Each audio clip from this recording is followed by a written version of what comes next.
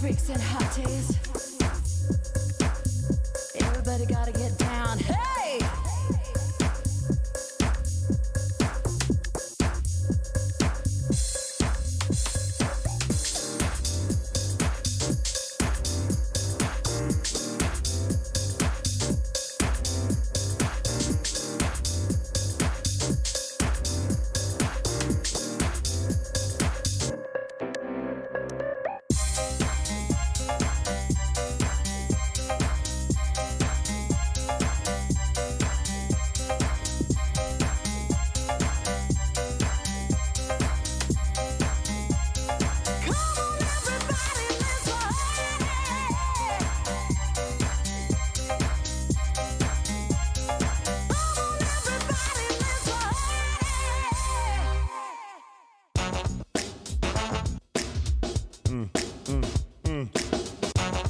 Yeah.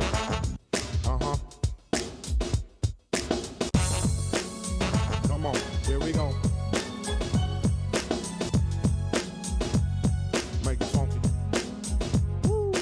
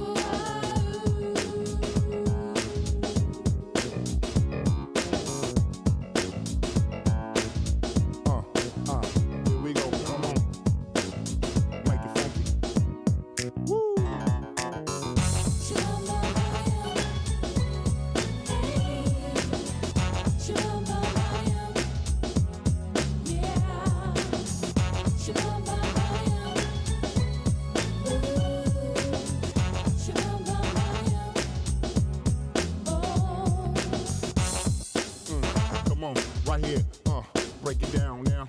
Come on.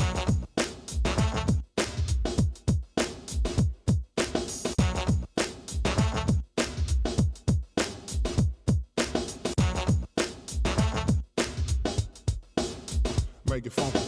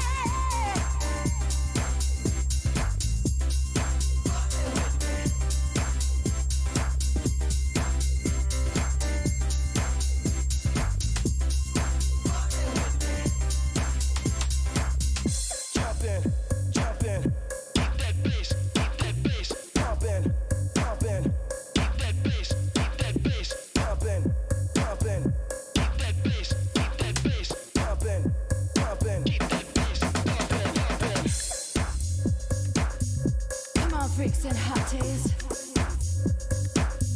Everybody gotta get down. Hey!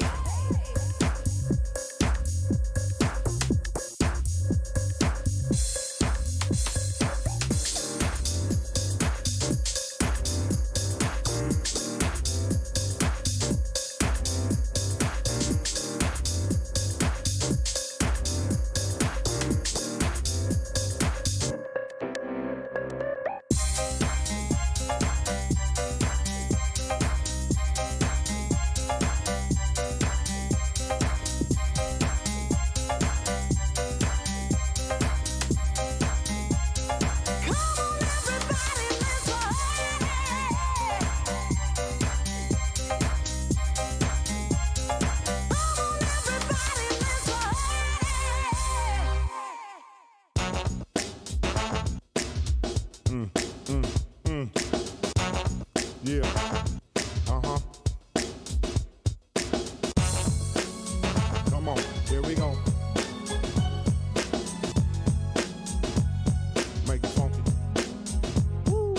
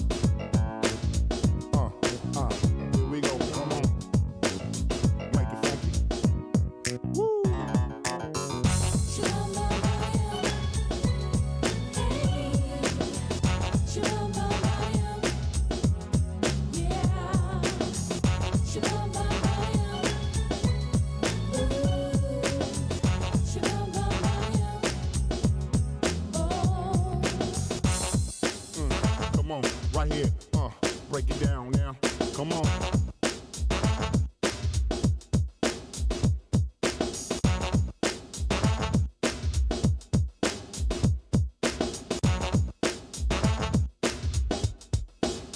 Make it funky.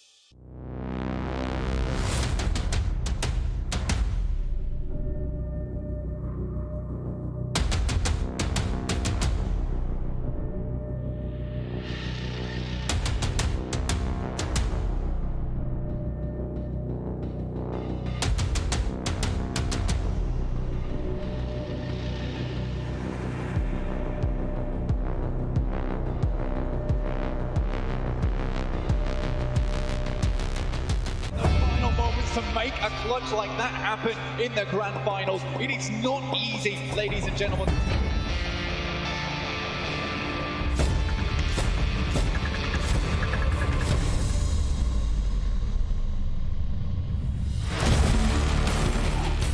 He's popping their head up. Whoa, look at that, the double. Can we get another one? Something! Here they go. They're going to send in one of their McLarens right on over with the run.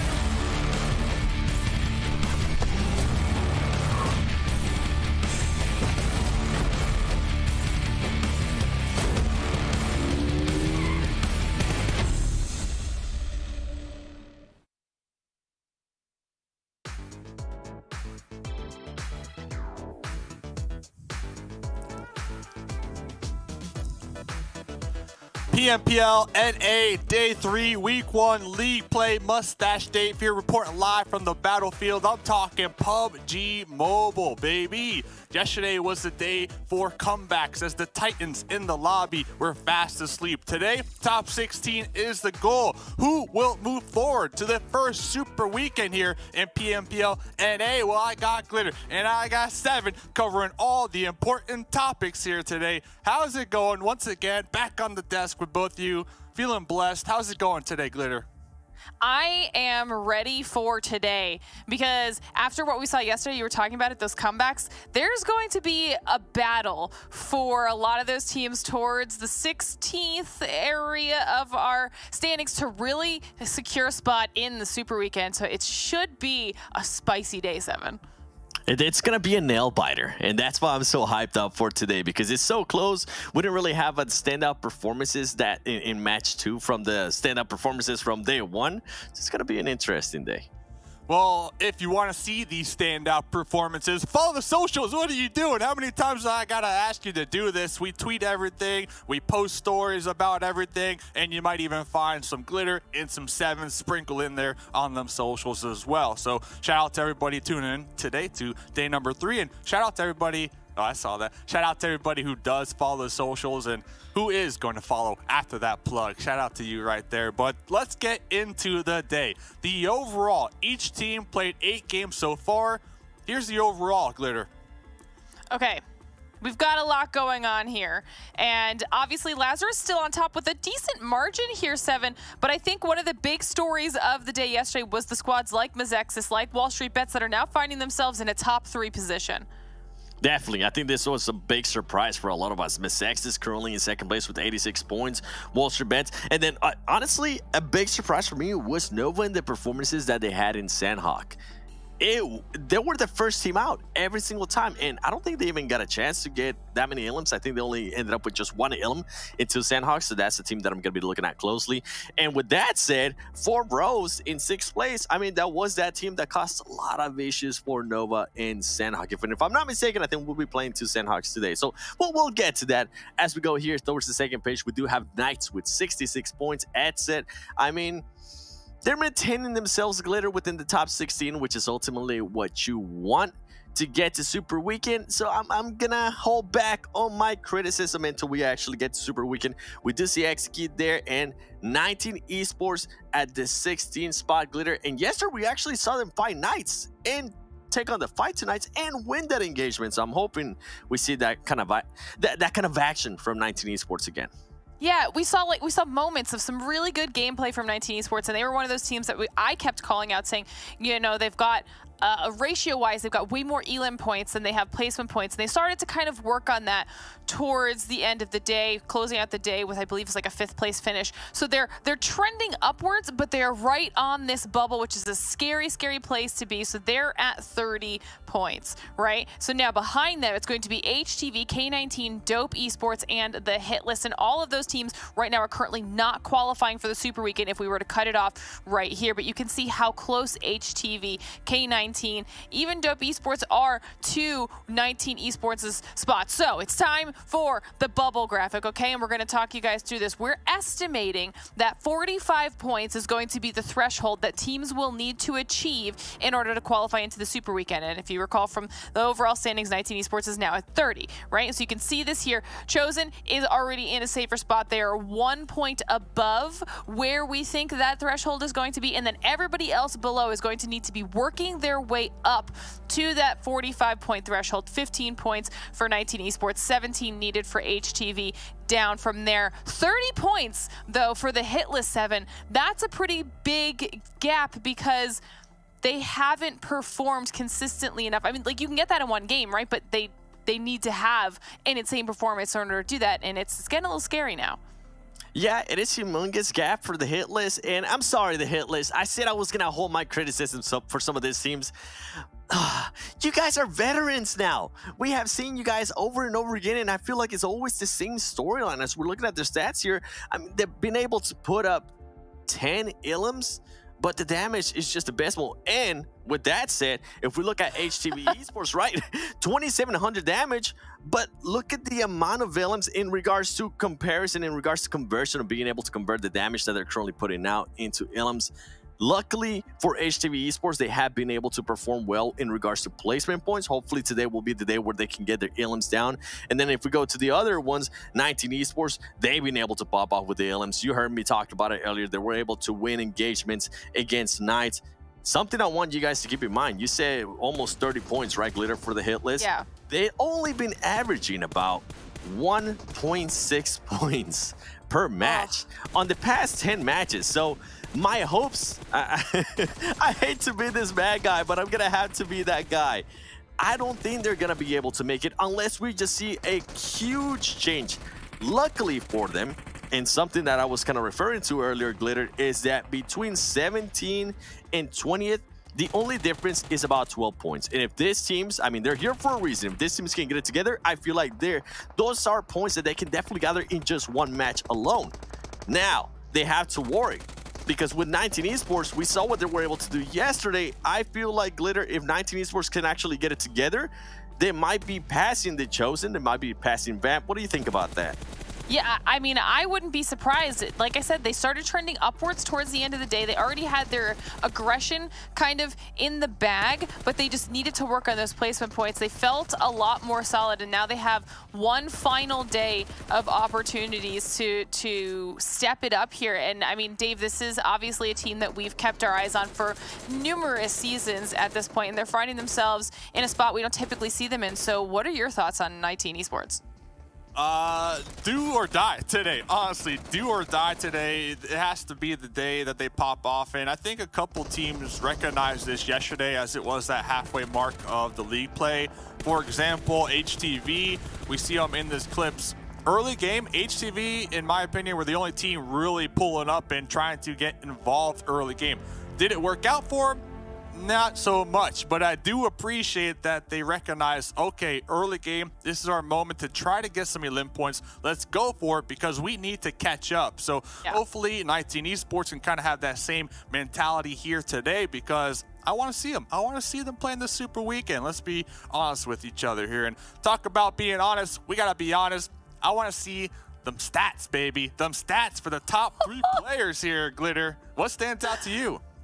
Okay, what stands out to me is the fact that they are so close in damage. I mean, we obviously got to hype up Fears a lot after the first day because the MVP for the day, and then we got Spec with the MVP again. But look, all of them over the 3K damage mark. QZ and Spec over the 3,300 damage mark. And the fact that QZ is able to do that on a lower elimination amount compared to Spec at 19 and Fears at 18, that's also crazy. That means they're doing a really good job team shotting wise for Nova, and we've watched QZ have these standout performances for the squad. Spec, we were hyping him up all day yesterday, Seven. I mean, Zute even throwing that gauntlet down with those challenges for the straight up 1v1s. This is a pretty stacked top 3 players list right now. It is. I love what I'm seeing right now from the fraggers of NA. I feel like this is the first time on League that we see 3 players over 3K damage already. And I mean, if I'm not mistaken, Spec ended up with, what was it, yesterday alone? I think it was 2,500 damage. So that's impressive. Yeah. We talk about the limb getters here a lot. On the opposite, we got the healers. The heal king out here, Trey from Polar Ace, almost hitting 4K heals here. Seven, what are your thoughts about the heal strat on Sanhok? We got 2 Sanhok today, by the way. Ooh. See, the thing is, for them, it has worked wonders, right? If I'm not mistaken, yesterday they were able to get an 8th place finish. Oh, actually a 2nd place finish with 8 Illims. And for him to be able to put up almost 4,000 in regards to healing, whatever's working for them is working great. And I think right now they're playing that strat to get themselves to the Super Weekend. Once we get to the Super Weekend, even though it is a strat, I'm just not a fan of it, man. I hate that strat. It feels like you're giving up. It feels like you're not even trying to win. If you want to be a champion, you play to win the game, Glitter. You play to win the game. I'm shaking my head. I'm shaking my head. It's all about the Yes. healing on Sanhok. If you're not healing on Sanhok, you're playing to lose, 7. I'm on the opposite of that. If you don't have a player on your team that can heal for guaranteed placement points on this map, you're throwing in my eyes. You're absolutely throwing. Heal to win, baby. Heal to win. Two different camps clearly here on the desk right now. Dave is in the camp of heal strats for the win, which means Trey is doing great in your book, and then 7 and myself are on the aggro side. I want to see some aggressive pushes, some improvements. And speaking of improvements, we also get an opportunity here to talk about Knights, because the difference from day 1 to day 2 for this team is it didn't feel like it was all that important, but it was, okay? It was. They looked so much more cohesive on day 2-7.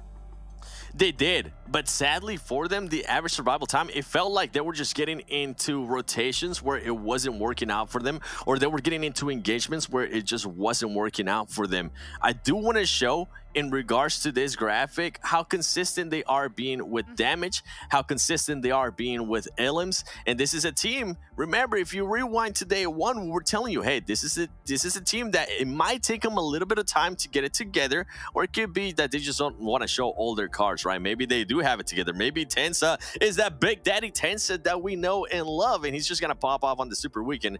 But I feel like right now that they're being silent in a way. They're being a bit of a sleeper team. I'm still waiting for my Tensa versus Spec fight that Zute is arranging. So hopefully we do get that. And, well, we got more stuff coming up here. I think we got a BTOWN, if I'm not mistaken. Here we go. Midnight from BTOWN here, Glitter. Listen, we got to talk about this a little bit, because this is the opposite of what we want to see, right? Look at the day 1 stats on Midnight. Damage, over 1,300 damage, and then down to day 2, it's literally half. Same thing with elims, 7 on day 1, then 3 on day 2. Now, this is something that we've seen happen with players and with teams before 7, where day 1, they come out super, super hot right out of the gate, performances are crazy, and then they start to kind of fall off from there. And now, that fall off in general for BTOWN has put them in a 13th place spot, which means they are technically, potentially at risk for falling out of that top 16 position. So, how do we think they're going to bounce back today? Yeah, they are currently over that 45-point threshold that we were expecting, and luckily for them, they did have a great performance on day 1. That to the point that they gave themselves the cushion, right? By the way, shout out to Matt for that graphic there and clutching it up, my boy. One thing I do have to do is I'll put on my glasses. I'm gonna give you a lesson real quick in NA PMPL.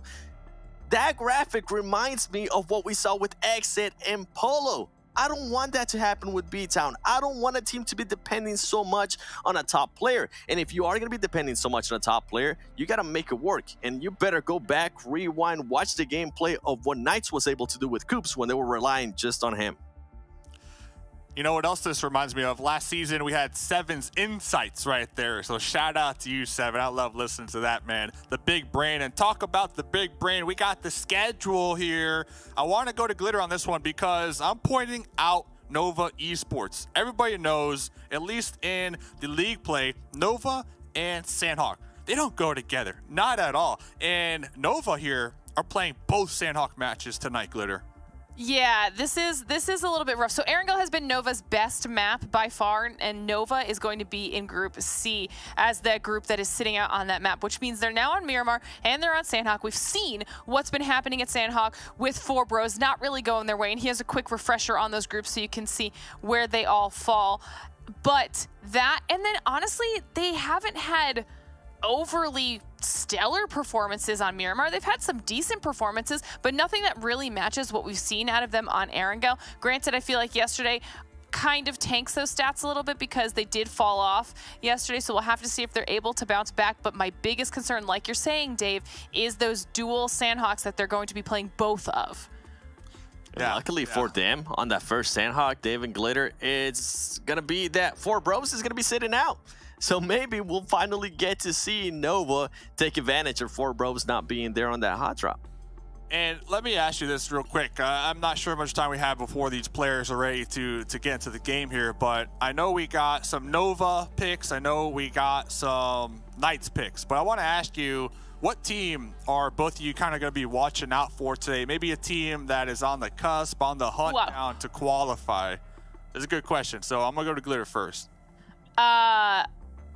Cusp team, 1,000,000%. I know we kind of touched on it already. Definitely keeping my eyes on 19 Esports because they're only 2 points above HTV, and HTV is the only one at the bottom that has that chicken dinner. So there is the potential for HTV to repeat that performance and potentially leapfrog 19 Esports, which could be spooky, but also not necessarily in any sort of danger, but I'm keeping my eyes on Boring Protocol today. Ooh, see, I'm gonna be just pessimistic. I'm gonna be a little bit of a toxic man today. I'm gonna be looking at the Hitlist because right now they're absolutely awful. Oh, dude, I'm writing this down. Okay, I got you written down here. Best of luck to those two teams today. Thank you. I'll catch y'all later. Let's pull in the casters because I heard the casters got a map to cast here. And, well, I'm ready to listen to some casting from Necro and Zute on the mics once again here, fellas. Yo, what up, Dave? This is it, day 3. This is the last day for qualifications. This is do or die for a lot of these teams, and we heard the analysts talk about it. Personally, for me, the only team not in the top 16 right now that I kind of have a little hope for is K19, because I personally know the players playing on that team, and I feel like, you know, they definitely dropped the ball. But Necro, you're a supporter of them too, so I think we're both cheering for the same team coming into today. I mean, it makes a lot of sense too, right? In the qualifiers, they pretty much bounced back on the final day, so maybe that's what I'm thinking too, you know? This time as well, K19 on the final day, they will just make a comeback happen, whip out the secret strats too. But I also want to take your glance. I also want to like make sure you have your eyes on the overall rankings because 19 Esports with 30 points, HTV with 28, K19 with 26, Dope with 23. Not a lot of difference right there. Not at all. 19 Esports, they are in that 16th place spot, but barely by a slim margin. You can almost count them not in that top 16 because by the end of this game, this very first game, things are definitely going to shake up towards the bottom. And TC, the team that I chose, the Chosen, they're in 15th. They have somewhat of a cushion. They're at 46 compared to the 16th place team of 30 points, but 16 points, that could just diminish in a single game. So everybody near that bottom area has to definitely play to the best of their abilities today. There's no more excuses if you're on the bottom as far as hiding strats or, you know, trying new things out, because if you don't make it into the Super Weekend, you are done. You are out. You are done for the entire week until next week. Exactly. I mean, today's the day where you need to whip out every single thing. This is your final chance to make it to top 16, especially if you're the bottom 4 teams. Now, talking about the pressure, 19 Esports are going to be feeling it quite a lot because I said there's not a lot of difference between the points. Only kind of like, I would say, 2 points difference from HTV to catch up to them. So 19 Esports, you got to be really consistent today. Oh yeah, 19 Esports. This team we saw yesterday, they took a straight up fight with the Knights, the team that everybody kind of has set their eyes on, and they absolutely ran through the Knights. So 19 Esports as a team, they have the team synergy, they have the gunpowder to overwhelm a team like the Knights, but what's obviously lacking is their overall strategy. And as far as strategy goes, maybe it does take a day, maybe it does take 2 days to kind of feel out the lobby, to understand kind of how overall in general how the lobby plays out. So maybe with some adjustments coming into today, 19 Esports could shoot back up. And also 19 Esports endgame leader, I believe, is Alucard, who used to IGL the Knights from last year. And last year the Knights did pretty well, so maybe, you know, with the new set of teammates, they're just getting acclimated to the way, you know, Alucard does his IGLing. They're getting acclimated to the way, you know, the play style is being developed. So we'll see today if they can manage to get that or hold that top 16. I'm honestly saying we might just see any one of those bottom 4 teams just put on an absolute show. I don't know why. I just have this little feeling where these teams are going to step it up when they need the most, and that's what we saw with K19 as well on the qualifiers. So at least I'm expecting one of those teams from the bottom 4. They're just going to whip out something. I don't know what they're going to do, but there probably is going to be one team that is going to surprise us all. And take a look at the circle too. Pretty good circle, I would say, but because the plane fly path, it screwed a lot of teams over, because yesterday we saw 3 teams they like to drop towards Los Leones. Yeah, we see towards that eastern side, a mix of teams getting kind of close to each other, but doesn't look like any big altercations will happen. And take a look at the splits from just all the teams across the map right now. Obviously, everybody's very comfortable and did their VOD review and knowing, you know, which teams are going to be where, so they're feeling more comfortable split up to start off the looting phase. So we were talking about the bottom 4 teams, right? And you were saying any one of them can pop off. I just got to say, there's one team I'm counting out, HTV Esports. Why? Because they have a total of 28 points, and they got a chicken dinner in one of the games. That's 15 points right there for HTV with that chicken. And getting a chicken, I don't remember exactly how many eliminations they got, but with that chicken, let's say they got at least 5 eliminations, right? So with a chicken and 5 eliminations in one game, that's 20 points. Meaning, in their other 7 games that they've played, they've only scored 8 points. 8 points in 7 games. That's a below average of 1 point per game. So I think HTV in that one game, they got the chicken. They got a little bit lucky with the zones, and they managed to get the win there. So the consistency is just really not there at all. And speaking of HTV here, you see them on your screen. This is the only team that I feel like I'm just going to have to count out for making the top 16 already. I mean, makes a lot of sense, too, why you're saying that, because I've seen this team even in the qualifiers, and this is the only team that I have a harder time to understand how they think and how they play, because most of the times, whatever they do, it just seems like it's completely random. So HTV, somewhere down the line, this can also add on to the plus point. This thing has their pros and cons, being unpredictable, but over here, the way HTV plays, I feel like they just sometimes second-guess themselves. Speaking about second guessing, I'm definitely not second guessing my TC pick. You saw in the kill feed, TC already getting the first elimination onto Boring Protocol. Sam L is done for the first game of Boring Protocol. That's also the end-game leader of Bob. But we saw yesterday, the only member that they really need to keep alive under Boring Protocol is Spec. Shoutouts to Spec. Absolutely standout performance for him in the last 2 days. And here's the replay. Wow. Oh, the M16. Wow. The controlled single taps. Yeah. Most players would start spamming that M16 the second that car starts moving, but precision indeed. That almost gives me some... I mean, I don't want to make the comparison because, you know, he's a god in his own right. But Paraboy, right? The best M16 player in the entire world. That gave me a little bit Paraboy vibes because when you see Paraboy shoot his M16, he does the same thing. He does very slow, like you said, precise taps. He doesn't go for the spam taps. It's all about the accuracy when it comes to that gun. Yep, accuracy. You got to make sure you're as calm as possible when taking those shots. And he was able to connect them too, so it rewarded with a kill. But for now, nothing really much special happening. We did see the planned fly pass screwing up a lot of teams. Dope Esports, they've made their way in Los Leones. One of those teams, even not really far behind from that 16th spot. So my eyes here are going to be on 19 Esports. Even the devs talk about it, how 19 Esports, they are showing little glimpses of what they're capable of. But today, I want to see 19 Esports put on an absolute show. Yeah, backs against the wall for 19 Esports. I know one of their players, Alucard in particular, definitely knows how that feels like. So you'll be a little bit more experienced in this situation. We're following the Knights on a rotation, so quick discussion on the Knights. They definitely did not show out like a lot of us expected to. And we keep mentioning it is the league days, and we do feel like, you know, they're just holding back and they're just cruising on by to make that top 16. They're not in any big rush to have standout performances. But we saw here and there like some shakiness from the team in general from a fundamental standpoint, right? Like one player getting caught by himself, regardless of how cruise control you are as a team, how relaxed you are as a team. You don't want to be making those type of mistakes. Yeah, we did see a couple of slip-ups for sure, some missed comms as well. But mark my words, man, I don't know why, somehow I just feel like it's going to be completely different nights in the Super Weekend. I don't know. That's what I feel like. Because I feel it too. Because the addition of Tensa has to be an upgrade. There's no way it's a downgrade. So there is going to be something that they're going to be doing probably in the Super Weekend, and I feel like we just need to wait and watch.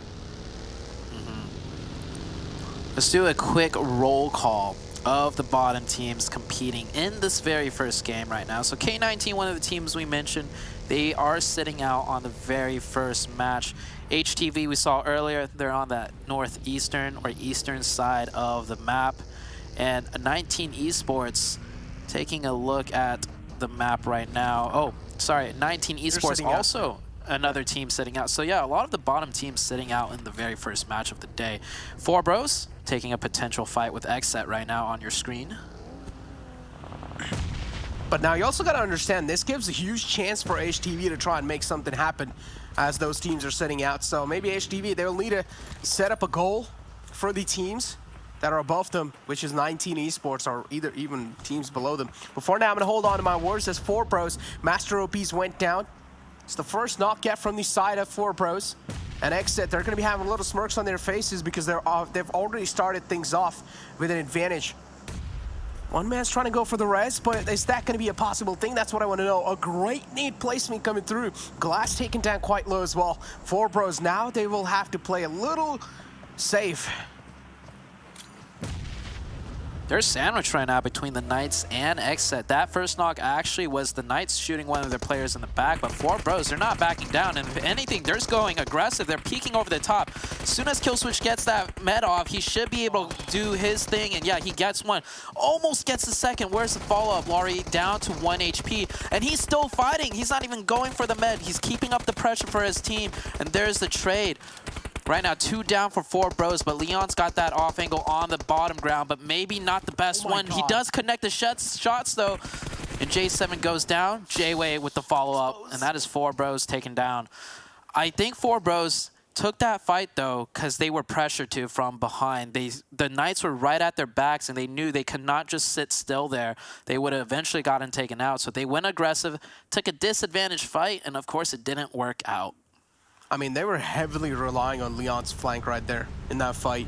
He was able to get away with the frag, but I still feel like he could have done way much more if he kept a little bit more trigger discipline and tried to get a little bit more up close and personal. But a 4Bros taken out in the first spot this time in 16th place. That's not going to be good news for them. But it's okay. In the overall rankings, they're doing decent. Over here, we have WallStreetBets taking a couple of shots, and there we go. Team chosen, Zute. I don't understand what's going on here. Whichever team you choose, they just... I mean... I don't want to say it, but hey. Hey, TC, they go out 1 point already. So, I mean, trading 1 point for one player on a team is definitely not a good trade, but it was WallStreetBets that took him down, and WallStreetBets shine a little spotlight on them. Not a team that anyone really expected to have the performance they're having right now. In 3rd place overall, sitting at 84 points, above Nova Esports that has 81 points, right? Like, it's a huge performance for WallStreetBets. Question always is, though, for the teams that do well in the league days, can they carry that over to the Super Weekend? So that is yet to be seen, but WallStreetBets, credit to them. They have definitely been doing really good. A boring protocol over here. Unfortunately, this time, 2 players taken out quite early. Not going to be good news, but Spec is still alive, as you said. He is the man you're going to be looking out for personally. Let's see how well... Boring protocol. Yeah. They seem to have this issue a lot, where they just lose members very early on, left and right. Sure. Like... This is not a good sign. Usually that's just, you know, a lack of awareness from the individual players that get picked off. So that's something they definitely want to focus on fixing before they head into the Super Weekend. Look at Nova too, dude.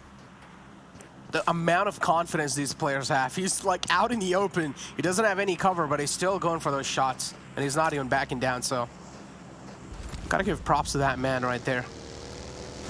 But Noah seems like they want to be quick on their feet, so they're probably going to move. All the teams are just waiting for the next circle shift. That's what's going to matter the most. Look at Knights, the spread. Xenox in the front. The rest 3 players are all the way in the back, so if HQA, they're going to decide to make a push, Kiwang will be completely obliterated.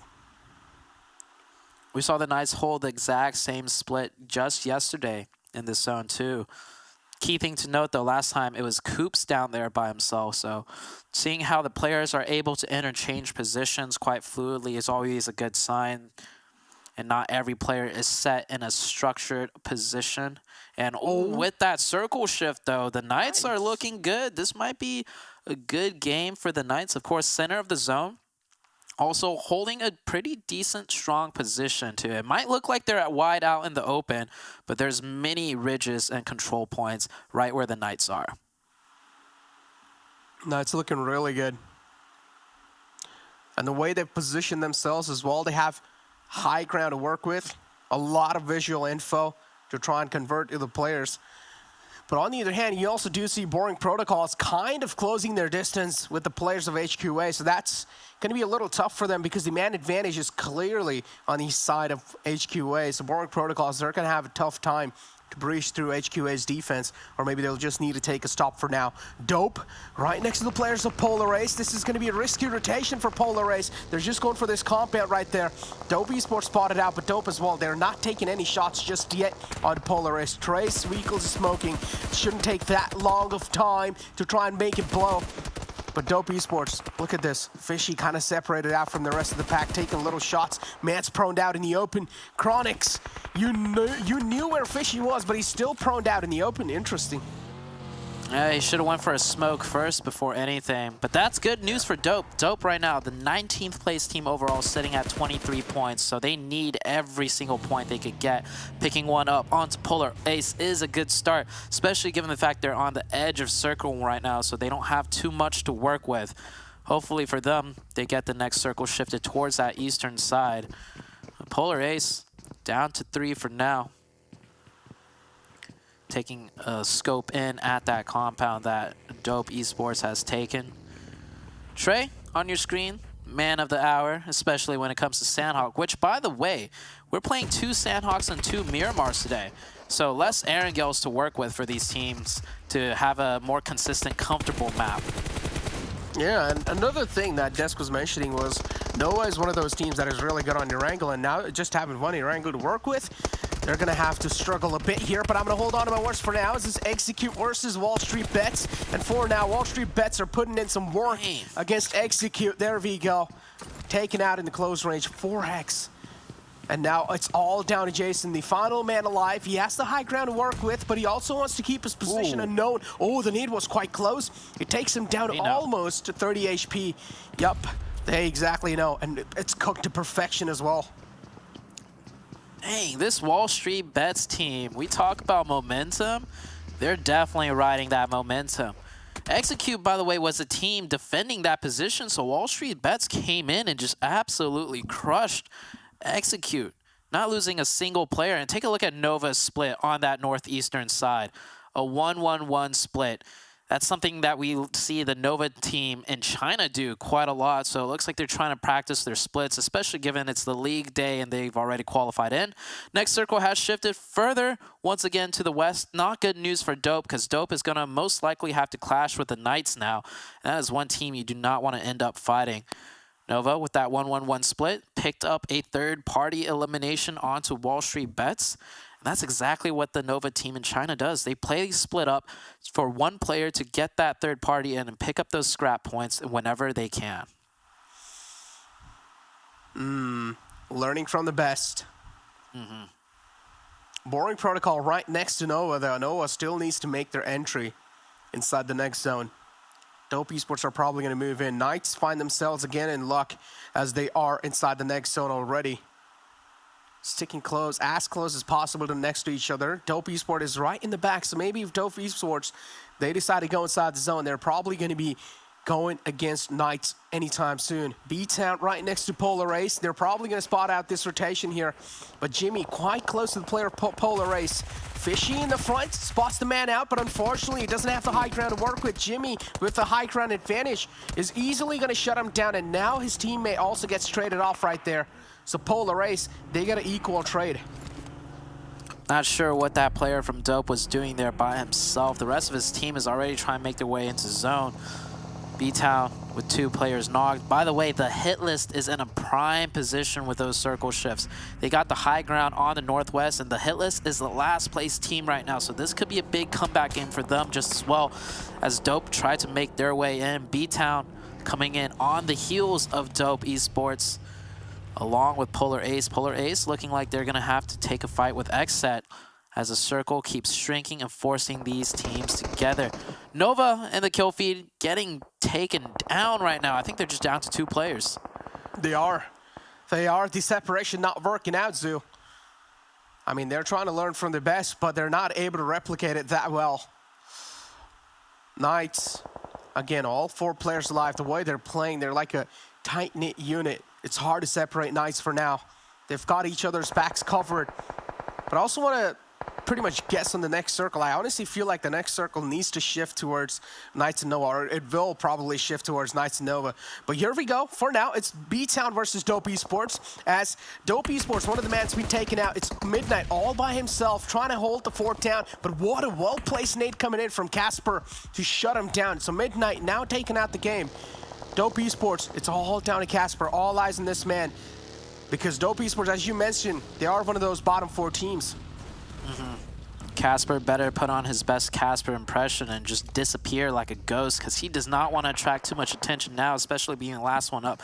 2 eliminations with 12 teams left.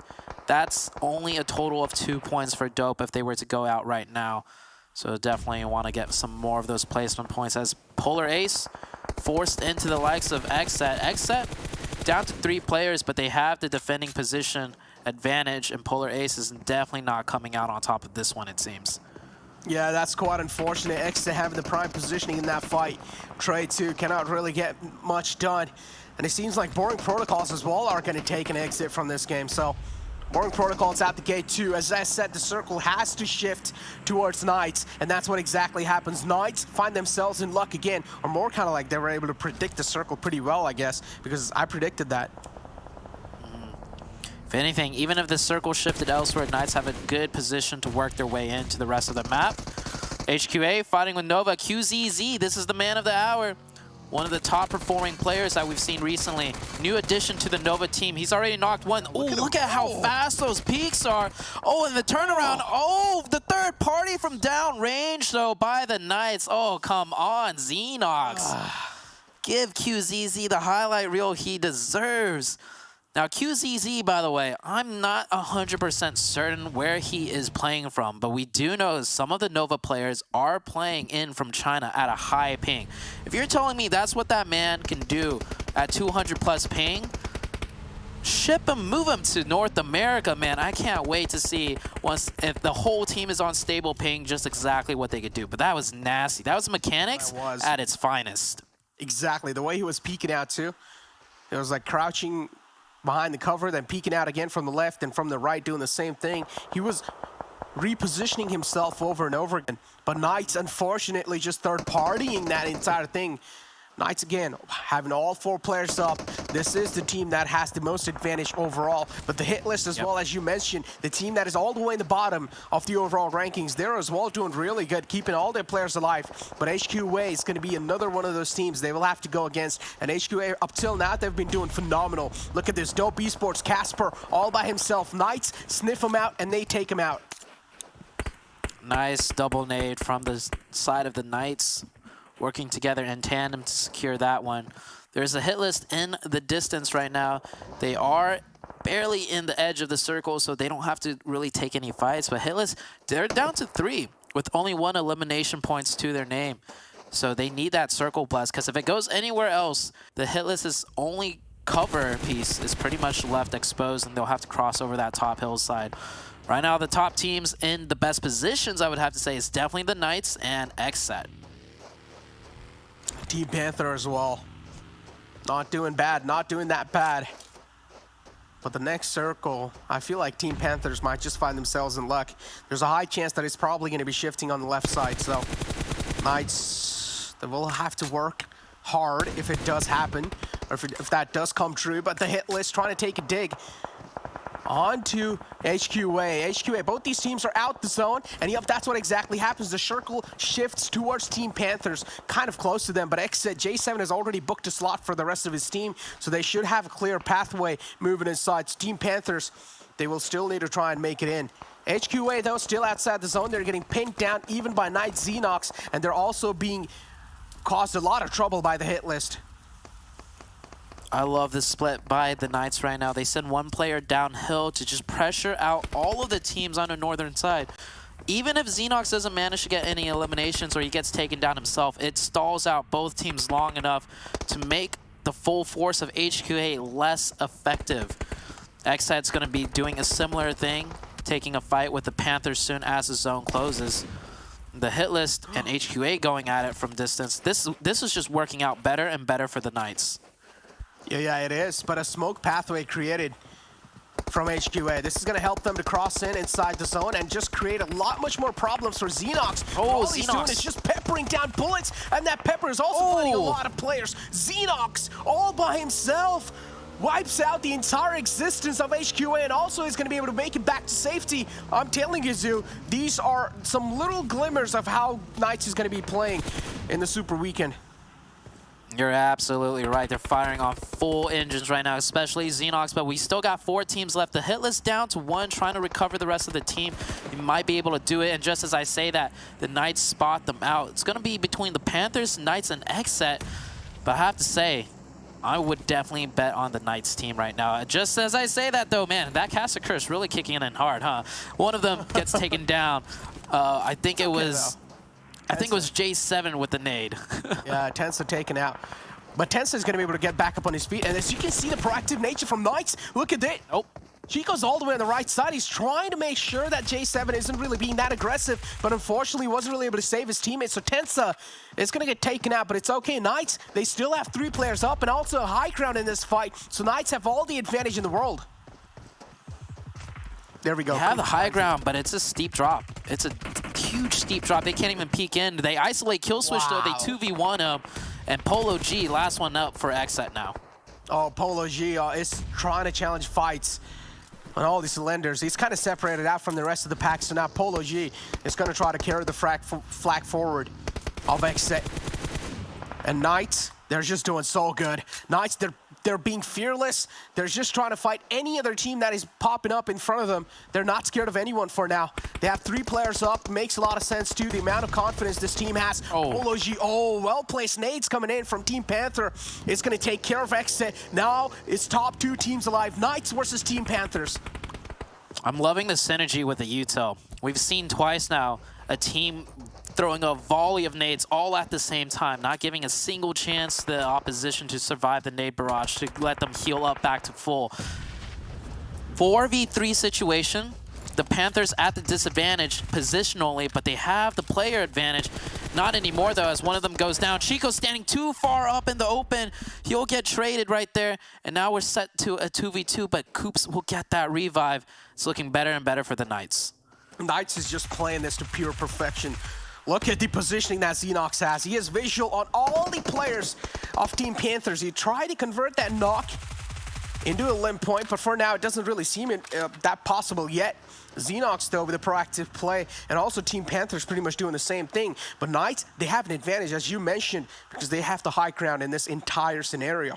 The rest of the Knights players are going to reunite with Xenox now, and again, having the advantage, keeping the advantage themselves. Team Panthers, they're going to be sweating bullets.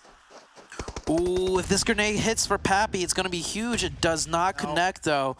That could have been a 2-for-1 special, and the whole entire fight might change out. It's raining close, but not close enough. Circle's closing in. The Panthers are gonna have to move in. The Knights already readjusted to inside the circle. They just have to survive this nade barrage, and then the Panthers will have to run in the open to the next zone. Oh, the next circle favoring Knights too, so the rest of the Team Panther players will need to move in out in the open, and this is where Knights are going to be finding the window of opportunities to try and capitalize for a win. But Knights, they're just playing this to perfection, even though they were doing so great. Look at this. They're not overextending themselves. They're not being that overconfident. They're just holding their place down. They're making sure they're not being too overconfident, not over-peaking any angles. And Knights, they're just playing this to perfection. But Team Panthers, on the other hand, look at the spread these guys have. All three players are spread out from each other. Now, as the man gets taken out, there's no way he's going to be able to get back up on his feet. Knights are just letting the blue zone do the work for them, forcing the Panthers into these open areas. Now it's a 3v1 situation. Frady, the last one up. You can see the Knights go on the aggression now. Frady's got a good position, gets one, but can't get any more than that. And there we go on the third and final day of the qualifiers. The Knights are definitely stepping up. I will say, though, as a caveat, they did get the zones. They got probably the most favorable zones in each shift, but we did see them do some nice positional adjustments. We saw that 1-3 out of Xenox, right? That was huge. He, by himself, put himself in a great position to stop the entirety of an HQA team, made sure none of his teammates got knocked, and the rest of the team can focus on elsewhere. And I think I did notice Xenox got 3, so he still had the support of his teammate up on the high ground, who managed to get the 4th player, but very beautifully done by the Knights team. I mean, no matter what, even if they do get the zones, the way they played that in general, that was just way too good. As you mentioned, the repositioning, the positioning overall inside the circle, the decision-making by Knights, it was just absolutely perfect. Take a look at the round report as well. Coops with most eliminations, 7 elim points all by his lonesome. Coops is back. This was the player that everyone had their eyes on last year. I remember even the South America side. I remember on Twitter, I think Gabo, who is affiliated with Team Queso, he tweeted out something like "Nerf a Coops," because that's how hard he was popping off last year, and we might see that again this year. But before we get to see any more Knights action, we're gonna go for a quick break. Don't go anywhere, guys. The action's just heating up. But I've been in the field like Suge Knight, and they know this took time. This what a legacy look like. The new season of the PUBG Mobile Campus Series is here. We will have a new format. A full prize of $10,000 in prize pool and gifts. New sponsors. We are back from March 28th to April 17th with 2 qualifying weeks, 1 semi-final, and 2 days of finals. Don't miss your chance to play against the best college teams in the United States and Canada. Register from March 11th to the 24th.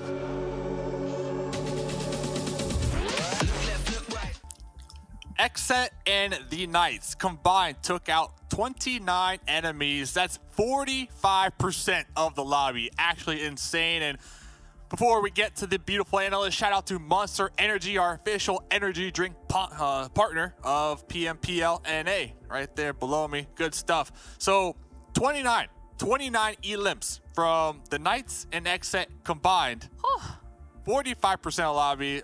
I'm going to let that sizzle. What's happening out here? They just came into game number 1 slaying everybody. Everybody here, Glitter. This is insane. I mean, I said that those 30-point games are obviously possible, but I didn't think we were going to get it on the very first one right out the gate from the Knights of all. Like, this is fantastic. And the fact that the top 2 teams, 7, are teams that we have talked about how many times as teams that need to do well, that need to really showcase their strengths because they were meant to be some of those top teams in the lobby. Well, this is a way to shut all of us up. It definitely was. 30 elims out of 2 teams? Well, what's going on? I think they're starting to shape themselves up for that super weekend. They heard us talking about it. They're like, okay, you know what? It's time maybe we showcase a little bit. And those are the 2 teams that they actually had the question marks next to their name. But I mean, with the other teams, let's talk about helping quit addiction. I feel like, and we even talked about this too yesterday, this is a sleeper team. This is a team that has been able to perform at times, and I cannot wait to see them in the super weekend. And oh man, Glitter, HTV Esports, they're continuing on that trend of not really getting any elims. But I feel like with them just getting the amount of placement points that they're currently getting, they might actually be able to make it to the top 16. listen, right now, if that's the playstyle that's working for them, they're kind of in do or die mode, right? They need to get the points, and at this point, they don't even care how. They just need to make sure that they're keeping themselves in that top 16 position and that they're at least doing better than the teams that are around them, because don't forget, every single point is going to count. So since 19 Esports is 2 above them, if 19 Esports continues to get points, then it's just a bigger gap for HTV to close. But if the placement points is the way that they need to go right now, I'll take it for the beginning of the day. But speaking of a team that got significantly better placement points, 7, you called him out at the beginning of the show. Hitlist was here in those final moments. They really were. I think they might have heard me and what I was saying, and I'm happy they heard me. Okay, I am super happy. They only ended up with 1 ilum, if I'm not mistaken, but the amount of placement points that they were able to get, they were definitely able to jump up. I think they ended up with 9 points total for that match, when before they were only averaging about 1.6 points per game. So a huge, and I mean a huge jump up for them. But this is what I wanted to see right here, Glitter. Knights. Look at this stats. And our boy, Coops, he still got it. He does, but I mean, this is incredible. Chico is literally 12 damage behind him. Xenox not far behind either. 6 kills or eliminations to 7 eliminations to 4 eliminations. Dave, this is, I mean, Knights, did they wake up, or were they just kind of biding their time? What is going on right now? Look at those numbers. Yeah, for the talent here in NA picked the Knights for a reason here, Glitter. I know you got Nova, strong pick, but the Knights, it's a dream squad now with Tenta on the team, and maybe day one they're just kind of feeling out the lobby. And yeah, I know the goal for league play is top 16, but that last game was the game that showed everybody what we wanted to see from the Knights, and that was just complete dominance here. Did you see there on the graph, too, that HQA had less damage than Nova by like a couple hundred, but they had 6 elims, and Nova had almost 1,000 damage and only had 2 elims? HQA, another squad, really doing a good job of making sure they're getting their points in. HQA definitely like a sleeper team as well, right? But talk about sleeper team, 7. You picked this team at the beginning of the night to keep an eye on. The hit list, let's pull them up here, 7, and check out their stats. Let's definitely check out their stats. The average stat, by the way, the one on the left-hand side, the 426, that's what they've been able to do on day 1 and day 2 combined, all right? On the right side, the 705, that's what they were able to just do. 705 damage. Baby steps. When you're at the bottom, we're gonna be talking about baby steps, and I will definitely take that, considering that they had to heal even more. They were being able to position themselves better, and it seemed at the end that they were just waiting for XSET and Knights to fight it out and trying to get a little bit lucky there with hopefully being able to third party the ilms. I mean, I would love to see more ilms, but as I mentioned, they were able to clutch up in the placement points, and you can see that there in the average survival time. If this team can continue to do that, yeah, they might be able to make it, but they just need to work on those ilms. Please, I want to see at least 3, all right? Maybe 2 in the next match. Baby steps. We heard Zute kind of talking about it too, right? When we're looking at the hit list. Baby steps, we love it, but they're all the way at the bottom, so they need to really perform here today with their 3 matches to go. But talk about performing. Glitter, Coops versus Polo. Okay, I'll take this graphic all day.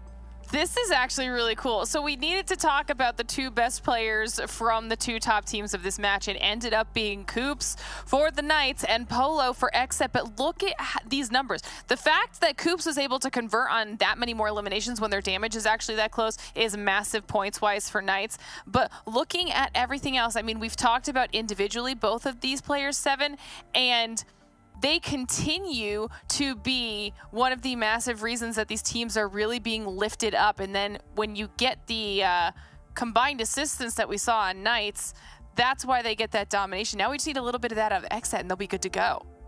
I think so, and I think they right now, Polo's performing, so might as well just take full advantage of it. And I was just kind of smiling here to myself because this is just such a Coops radar. Him just dominating on pretty much everything. The only thing that he wasn't able to edge everybody out on was the knocks, but besides that, he probably was playing with the most heals, as you guys can see right there on the radar, and being able to get the most elements. This is the Coops I want to see. This is the MVP fight that I want to see as well.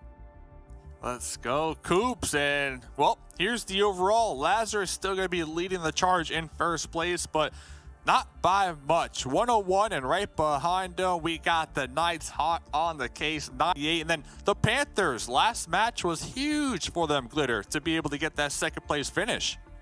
Yeah, the fact that the Panthers right now are in the first page of the overall with the only team that doesn't have a chicken dinner, and they're in such a high position on that first page, is massive. When we talk about the consistency that we're seeing out of Panthers, they've put themselves in a very, very solid spot moving towards that Super Kim at 7. 7, look at the bubble area. HTV, 2 points above 19 Esports now. Remember, we said the goal was going to be 45 points. Right now, I mean, we had a difference of 12 points before that match, given that some teams didn't get a chance to play. But if you're 19 Esports, I'm going to put a little bit of pressure on you here. Now you're no longer on top 16, even though you've only played 8 matches in comparison to some of the other teams playing 9. Please, I feel like that has to be the switch right there. That has to be like, okay, we need to perform. We need to have a great standout performance, not just a, okay, we made it to top 16. Hey, they got a couple more matches to go, so let's go cheer them on. Thank you, 7 and Glitter. I'm gonna pull in the casters. We got Zute and Necro. They're gonna be calling the next match. Sanhok, the first Sanhok of the day. I'm excited. I'm looking for Trey to get them heals, but hey, fellas, bring it in, man. Bring it in. Yeah, I mean, Trey getting in those heals, we'll see if he could do it again, but what I'm looking at right now is K19, and also I'm looking at the team towards 19 Esports. These are the 2 teams that were sitting out, and now they're finally playing, so we'll have to see how they do and if they could break into that top 16, because 19 Esports, they're out of the top 16 now since they didn't play the first match. But hey, there's not a lot of difference, right, in the points, and that's what all that matters. 19 Esports, they don't really need to do that great to get their position back. But again, it just can't keep going back and forth. One of the teams need to have an absolute solid game to gain momentum, to gain a lead over the teams that are in the bottom. If that's not going to be happening, then hey, the pressure is going to be on you all day. Yeah, the pressure is definitely on. Speaking of pressure, we also still got that nice boot camp hot drop action that's going to be happening between XSET and Boring Protocol. We saw last time, Boring Protocol in a way did win the fight, but that's after they left the boot camp area and set up a trap. I hope XSET don't fall for it a second time, because we saw XSET get trapped by Mezexis the other day, and then they got trapped by Boring Protocol themselves. And, oh, hold on. I'm looking at the map very closely, and, okay, no, that's actually Vamp dropping off to a different split. So we'll see that 4v4 happen again in the boot camp hot drop fight. Ooh, it's going to be exciting how Boring Protocols are going to play this out this time, because I mean, XSET, they've been causing a lot of trouble for Boring Protocols so far, so I want to see how things are going to be looking like. I mean, last time we did see Boring Protocols kind of get a grip, or yesterday, kind of get a grip back up on this fight, but I want to see, has XSET done their research on how Boring Protocols pretty much function in boot camp? And there we go. Already one player of Boring Protocol has been taken out. That's not a good news, or is it XSET? I think so. That's both. That's a trade. Yep. Yeah, 1 down for XSET, 1 down for Boring Protocol. Execute also getting into a fight of their own against Lazarus. Yeah, Execute definitely not looking good. 2v3 situation, and that's a clean wipe. I mean, there's a door on the left, a door on the right. Pick your poison. Either way, Lazarus not losing a single member. That was the quickest squad wipe I've seen yet, I think. Getting absolutely thrashed. Back to the Boring Protocol fight, though. It is a 3v3. It is set down. Both teams have 1 player confirmed down. Sam L, once again down out and early for the side of Boring Protocol. J7, who's also the IGL of XSET, down and out early. So it seems like both IGLs from both teams taking a quick back seat in which case they could still calm to the rest of their team and do the IGLing. They just can't be playing the match itself. So we're hitting somewhat of a stalemate. And I did notice a player of the Hitlist in the background up on the hills south of boot camp. Maybe looking to do some long-range third partying if possible. Oh, there's always been one of those teams that is doing that. And both these teams will need to make sure they're not really exposing themselves or pretty much running out in the open in boot camp. If they do, then there's going to be a lot of bullets raining on them. Potentially a lot of damage taken too. But for now, as you said, it came down to a complete stalemate. As Spec moves out, takes a couple shots onto himself, but it's okay. He's still looking decent for now. 2 players isolating a fight against 1 player off XSET. Polo G taken down quite low. There's no way he's going to be able to retaliate back. J-Way is taken down low too. He peeks out. Carnage. He's able to get the trade. Carnage taken out as well. Carnage, my man, going for the thirst, going for the confirmation. He could have easily got J-Way there and also kept himself up. But that was not the play, going for that thirst. But Acer in a 1v2, this man, the myth, the legend, used to be one of the top players. Can he pull it out now in this 1v2 situation? J-Way and Killswitch both healing up quite a bit, though. And Acer, he's got no helmet and no vest. It's not looking good. Oh, no. Yep. There's a high chance he's probably going to die really quick if he catches any sort of bullets onto his body. Oh, Killswitch has the ump in his hands, and it's not going to be that difficult of a task for XSET to shut down this final man. And he upped the reset there as well. Now it's 3-on-1. A lot of pressure on Acer. He manages to take out JV, but that's all he's going to get. XSET pretty much winning this duel, proving Boring Protocols unparalleled. A lot of rookie mistakes made from the side of Boring Protocols, and I feel like we need to talk about them. Yeah, Boring Protocol. This is the 3rd time where they've kind of lost the fight in boot camp. And like Hawks, or like vultures, just the scavengers right now. Once again, it's Mezexis looking to get some elimination points for themselves. And this is going to be a repeating pattern for as long as XSET and Boring Protocol fight. So, I mean, I almost feel like Boring Protocol should look for another drop location. It's going to be interesting to see what they do in the Super Week. And of course, we still have one more Sanhok match. So maybe in this next one, we might see Boring Protocol drop elsewhere if they're going to continue to fight this. And I feel like, yeah, you mentioned rookie mistakes, and I definitely have to say, if Carnage did not go for that thirst, that was an easy knock onto J-Way, and it would have been a 2v1 situation, and they could have also reset and revived Spec. Here we see the fight between Lazarus and Execute, and well, that was super one-sided. I think 2 of the Execute members didn't even drop in an area where they could manage to get any weapons. True. It's just the confidence issue, as you can see. And Lazarus overall, they're doing really good in the overall rankings as well. So they have all the confidence. They're probably feeling on Cloud 9 right now. Easy wipe for them. Execute, kind of struggling there. K19 Esports, one of those teams. This game matters a lot to them because they're in the bottom 4.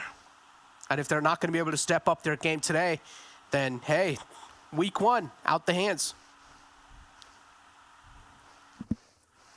K19 currently on the very northeastern side of the map, extremely close actually to the Dope Esports team. So both teams really need these points. Dope Esports sitting in 18th overall with 28 points, and K19 2 points behind them. With them being so close to one another already at the beginning of the Sanhok match, we might see a fight break out between those two very soon. 19 Esports, meanwhile, even further east of them. So the 3 teams that we want to pay attention to are all on that northeastern side of Sanhok. Look at Shifan, just waiting patiently for a little glimmer of enemy presence. He does sense someone is there, but Midnight too is not really stepping out because he's the final man for BTOWN. Ah, such an unfortunate start. Midnight all by himself.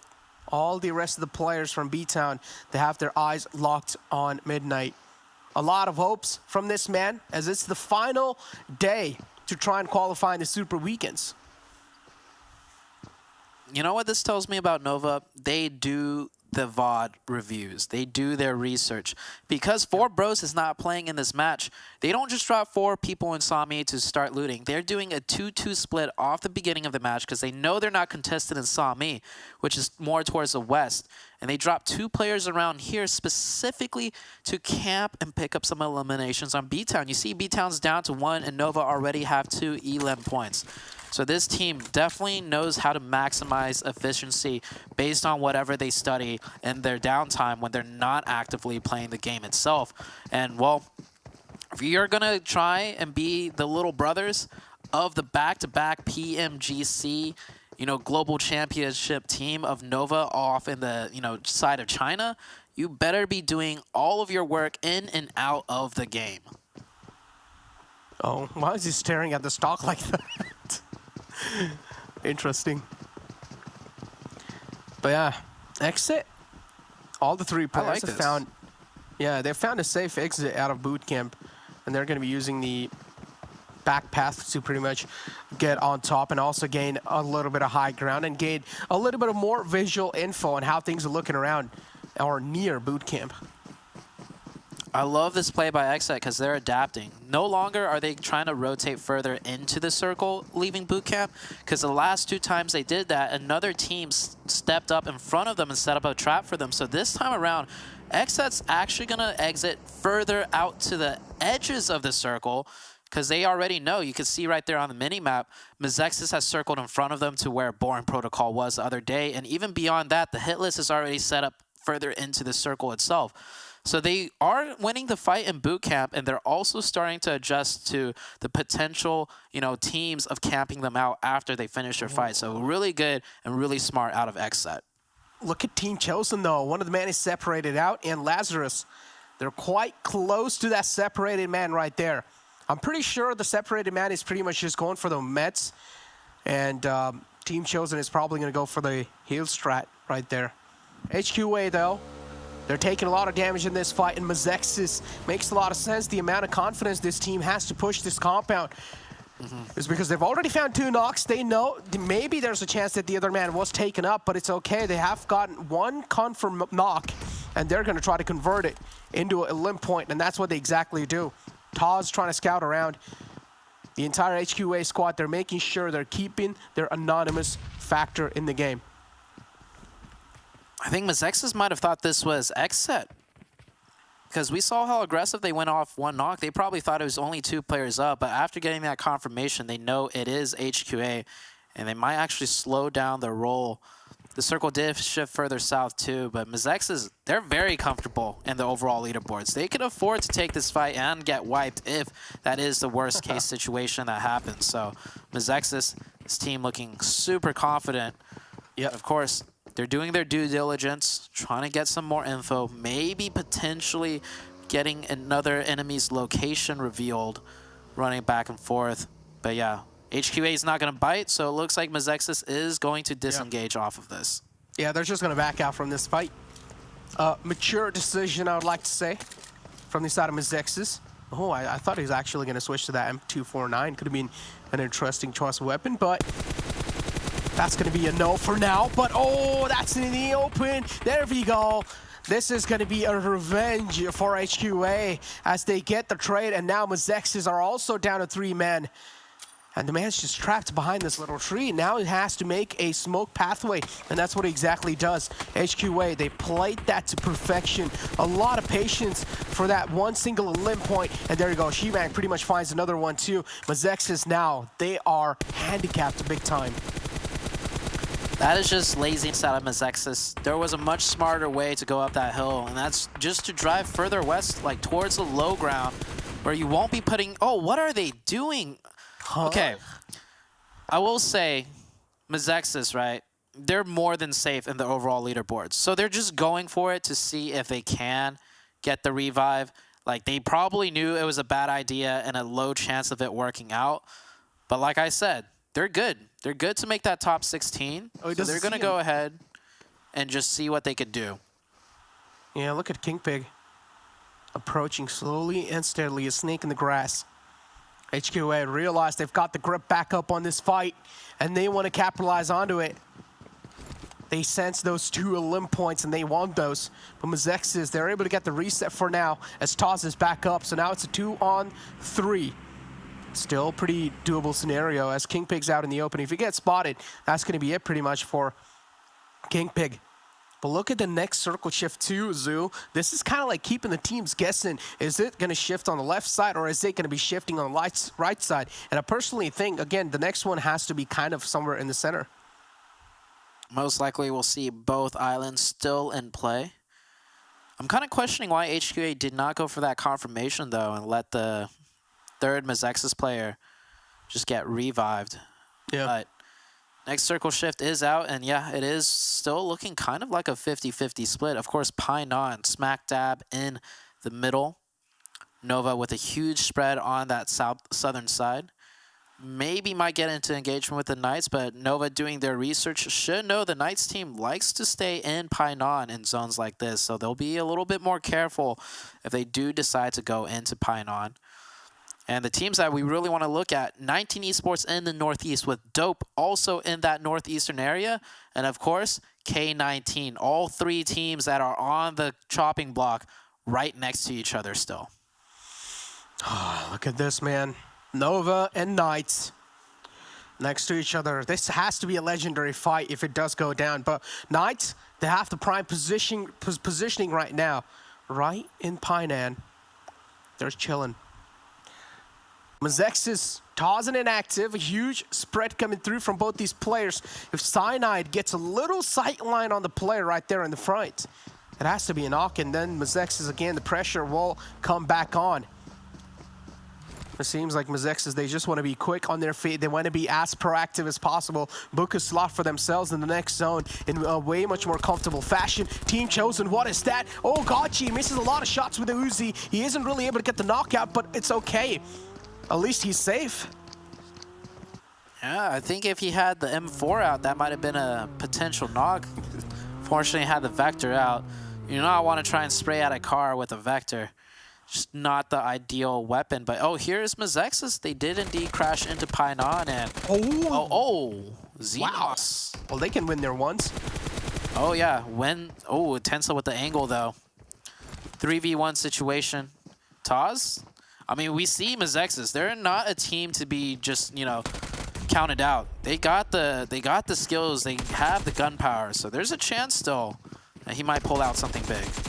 Oh, yeah, he might. But, nah, there's 2 players charging forward. It's going to be quite tough. So Taz taken out. Mezexis in 14th place, eliminated on the map of Sanhok. As you said, they have a little cushion to work with, so it's okay. It's not going to matter a lot for them. They also got a couple of elim points, 2 elim points for themselves, so at least they got something. 19 Esports, able to keep 4 up this entire time. Also managed 1 elimination point, so a decent start. But they're on the low ground. If the circle goes anywhere further west, they're going to have a tough time traversing this giant hill. You already see the Panthers set up on the southern end of this hillside. Panthers with 1 elimination point as well. Does seem like they are well aware of 19 Esports' location. So it's really the Panthers' decision on if they want to continuously gatekeep 19E or not. Now they definitely know of each other's position, and the circle goes hard shifted all the way to the western side. Definitely not good for the 3 teams. And also Hitlist, right? The Hitlist, K19, 19 Esports, and Dope. That circle has completely screwed all 4 of them, and they're going to have to fight their way in. Oh, they're going to have to, including Team Panthers as well. So now 19 Esports, this game matters quite a lot, but Team Panther with the high ground over 19 Esports, the rotation out from this spot, safe and sound, is going to be really tough. But I also feel like, Zoo, we haven't really been given enough credit for a team like the Panthers because they deserve a lot of credit. But I'm going to hold on to my words for now as HQA is going against Dope Esports, another one of those teams that is on struggling phases. But if they put on performance like this, that struggle might just fade away. Almost got that 2-piece right there. The knocks are getting stolen, though, however, by XSET. So Dope really needed all of those points that they could get. I think one of which was stolen. I think Dope might secure Yeah, they only got 1 elimination points. They're up to 2 total right now. Maybe they picked up 2, both from HQA, but Blue Zone closing in. Dope's got to keep moving, and there is a huge amount of teams on that northern side for Dope to try to navigate through. K19, another team on the chopping block.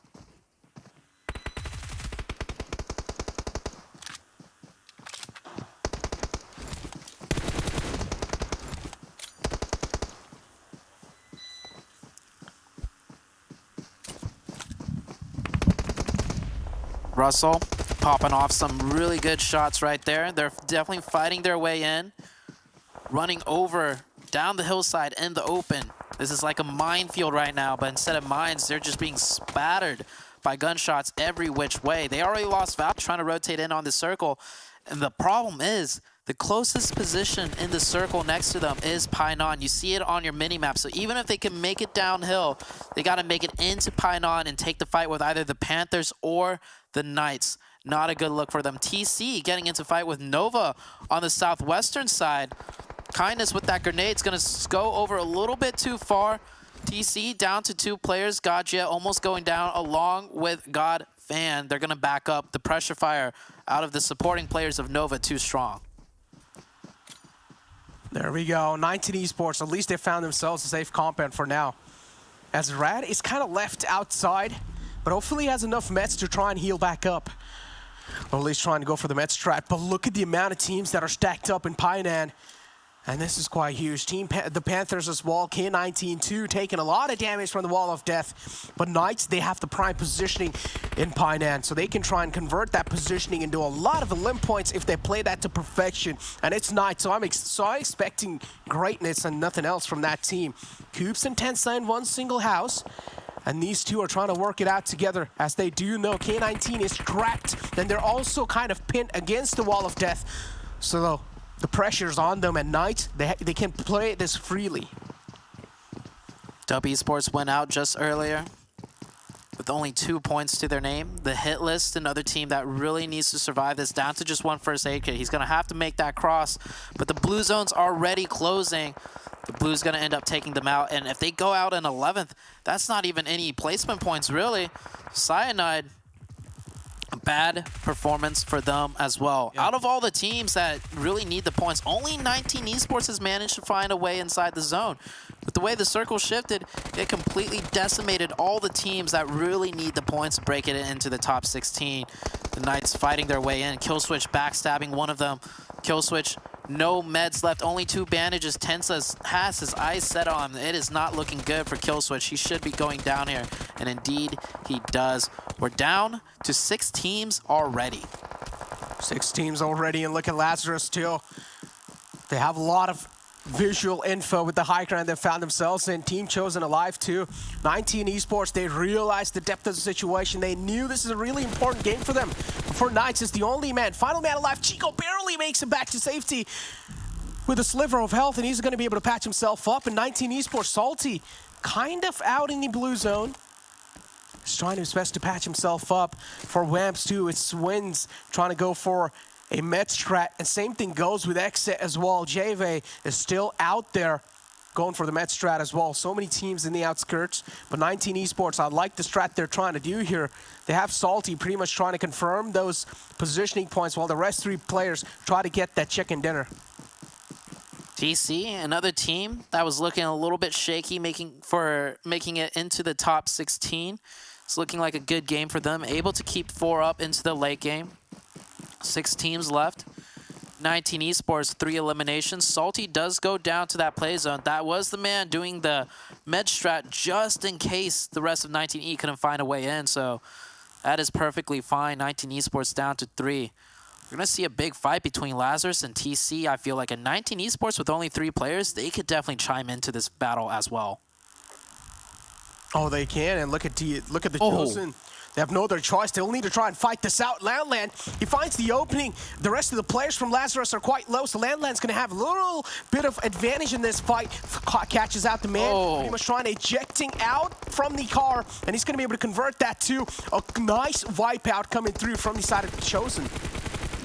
A beautiful grenade by Landland, completely damaged all of the Lazarus up, and that was a clean finish. Now we're down to 2 teams, 19 Esports versus TC. TC has the positional advantage, I feel like, as they are more higher up on the high ground, and they have 4 players, 19 Esports, all stuck in one area. This should be an easy win for TC, but 19 Esports, they really need the points. So just through sheer determination alone, there's a chance 19 Esports might come out on top. Oh, there is a chance for sure. Look at the spray from the Chosen. He's going to find the opening. And Team Chosen, oh, they're just looking unstoppable in this game of Sanhok. It seems like they have to grip over the entire map, even though the circle is kind of shifting or favoring towards 19 Esports. Right now, Team Chosen, they're in prime control, and to take that control away, 19 Esports will need to find some knocks here. If they're not able to do so, then this game is pretty much out their hands. Alucard is trying his best to battle his way in, but that's going to be next to impossible because as I said, the Chosen, they just have the control over the entire final zone, and it's not going to be that tough of a job for Godfan to secure the final kill, and that's what he exactly does. The Chosen getting themselves a chicken dinner in the second game of Sanhok. There we go. That's the TC team that I picked. Hey, I was only hoping for them to make top 16 at the end of this, qualifying day, but it's also good to see that they're able to close out games. And TC, this team, starting to look better and better, kind of like the Knights, right? Maybe coming into the third day, they do have more to show.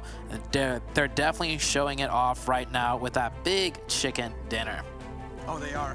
They're definitely showing it off, and the Chosen pretty much taking that chicken dinner, and now they also get the momentum back up. And I mean, they were already doing quite well, but this chicken dinner is going to catapult them a lot much more higher in the overall rankings. Yeah, I think for the TC, they should be sitting comfortable for the rest of the day. Like, to make that top 16 is not that difficult, and especially when you get a chicken, you'll have a lot of cushion. And we saw just now the teams that really needed the points, all of them besides 19 Esports, had a decent finish. So that gap between the top 16 and 17th, 18th, 19th, and 20th, it is just continually spreading across. So that's good news for the teams in the top 16 right now. But we still have 3 matches left, and we'll see how it pans out until the end of the day. And, well, we're going to go for a quick break. Don't go anywhere. But I've been in the field like Suge Knight, and they know this took time. This what a legacy look like. The new season of the PUBG Mobile Campus Series is here. We will have a new format. A full prize of $10,000 in prize pool and gifts. New sponsors. We are back from March 28th to April 17th with 2 qualifying weeks, 1 semi-final, and 2 days of finals. Don't miss your chance to play against the best college teams in the United States and Canada. Register from March 11th to the 24th.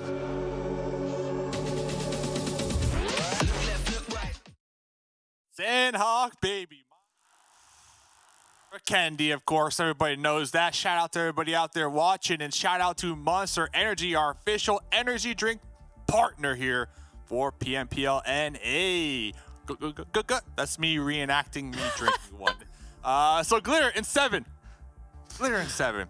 Sanhok, done. We got another Sanhok later, so we'll keep tabs on that one. But the Chosen finally showing up here, trying to secure themselves a spot for Super Week in #1, Glitter. Yeah, I mean, this is a massive performance for Chosen because they were one of those teams that was kind of close to the bubble, right? They were safe-ish, but not 100% safe, and this is definitely going to be nailing down that positioning in those leaderboards for them. So massive chicken dinner for the Chosen. But Knights, this is what I'm starting to get excited about, 7. The back-to-back consistency out of the Knights and the 19 Esports, the other bubble team we were talking about, stepping it up.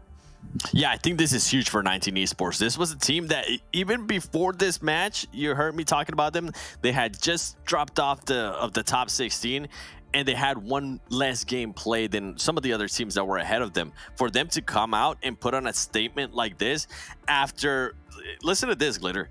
Before, they only averaged about 3 points per game, okay, before today. So for them to put up 16, that is massive for them. And more than likely, that performance is going to cushion it and is going to probably put a lot of pressure off their shoulders. We go here towards the second page. Dope Esports LLC with only 3 points. honestly a surprise for me because this is one of those teams that it's currently on the fight for top 16, and they need to get those points. And another surprise for me was Warring Protocol. They continue to pretty much hot drop with XSET, except they keep going back and forth here, Glitter. I'm wondering if maybe in Super Weekend we're gonna see them just finally be like, okay, you know what? That's now that League of Play is over, and now we need to actually focus on Super Weekend. Let's not hot drop there in boot camp. They might. You know who else was kind of far down on the list we said needed to have a strong performance today was BTOWN, though, in that Sanhok match. But now we're taking a look at our damage for this match, and this is it's pretty even, but it's also very high, which we love to see because it is Sanhok. Things get a little bit crazy. I mean, XSET, though, over 1,300 damage.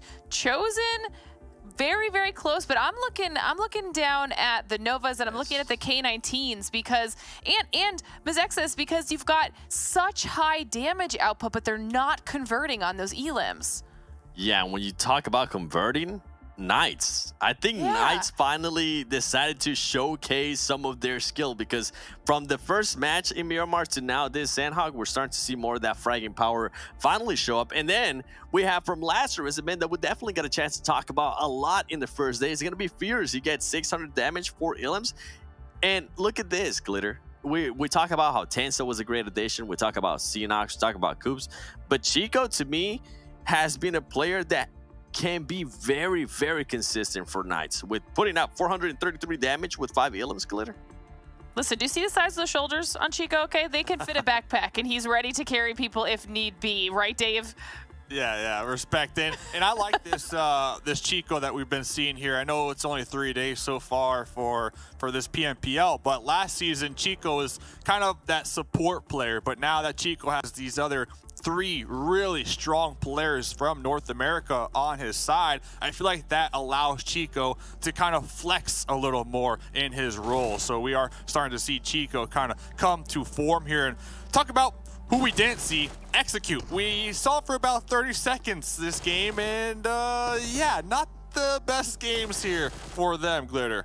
Yeah, Lazarus was not about to let them kind of push them off of that drop. Lazarus, though, and we got to give a little bit of love to Lazarus because they've been our top team for the past 2 days, and now on the Sanhok match, they have yet another strong performance, and it felt almost quiet, but they good form, Seven.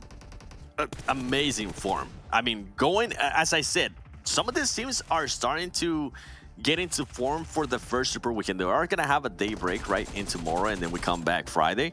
But it feels to me like they're starting to dial stuff down because once we get to the Super Weekend, for some of these teams, it will be when it really matters the most. And I mean, going back to Lazarus with what you were saying is they had an amazing day 1, and when I got a chance to talk with their coach Knight, he did say that they were going to dial it down a little bit because with such a big cushion, they just had no point in just continue to perform like that and maybe give them a little bit more options to try out different stuff. With Nova, though, I am happy to see Nova take a little bit more advantage of not having to worry about 4 bros. They didn't really take full advantage of the way that I would have liked Glitter because they only ended up with 1 placement point, but at least they were able to secure 3 elims. Yeah, and that was kind of reflected in that damage output. It's at least an upward trend. It's definitely not that 17 elim chicken dinner we saw out of Nova on day 1, but I really think that what we're seeing right now when we're specifically talking about Nova is that this map is genuinely a weakness for them. I don't think Sanhok is where they feel comfortable or where they even look comfortable, so at least they can figure that out early on and potentially work on that between now and the Super Weekend or just by the end of the season. One thing to point out with Nova as well, real fast, is that Shifan has been replacing Rin. We thought it was going to be Koi that he was going to replace, but it has been Rin, and Rin is usually a great player, Dave. Yeah, that's nothing but facts. So we might see them flex them out here as we move forward into the Super Weekend. But I know Glitter was watching 19 Esports. We are cheering on 19 Esports today. What are your thoughts looking at this graphic here, Glitter? Yeah, we were asking for the comeback of 19 Esports, that resurgence. They were doing a lot of elims and not enough placement points. However, now we're seeing everything kind of coming together and working out for them. You can see this is the last 2 days versus today, and already the average damage is so much higher. The heals, that's fine. It's fine that they're higher because it means that they're getting in more engagement successfully if you look at that average survival time. And the average elims from 2.5 to 4 is a massive uptick. And 19 Esports, like we've said a few times now, it's a team that we know well regardless of roster changes or whatever, but it is a team that we were kind of expecting some good gameplay out of, and the fact that they are now someone we're talking about when it comes to the bubble is definitely unexpected. So we're loving that we're seeing a little bit more of an uptick here in their performance. That bubble looking spicy here today. I know Glitter had HTV and 19 Esports picked as one of those bubble teams. We had 7 picking the Hitlist and me and Zute picking the Chosen because they're right there on the cusp. And after that last match here, 7, they are on the come up here today, man. You can't just sneak that in, okay, Dave? you gotta give Sute the credit. It was just Sute. He's the only one that chose the Chosen. And then we do have Landland being able to perform there. I mean, he put up 453 damage. I felt like this team on the first day, it was very lackluster. They left a lot to be desired. I think on the first day, the best performance that they had was the 6th place finish with 3 elims. After that, they were able to improve. And yesterday, what I really enjoy as we continue to see some of the stats here for the players is that you could see them start to shape it up. They ended up with a 4th place performance and 8 elims. And then to finish off the day, Glitter, they had a 2nd place finish with 3 elims. So there is an uptrend. It's not of the likes of BTOWN that has been going on a downtrend.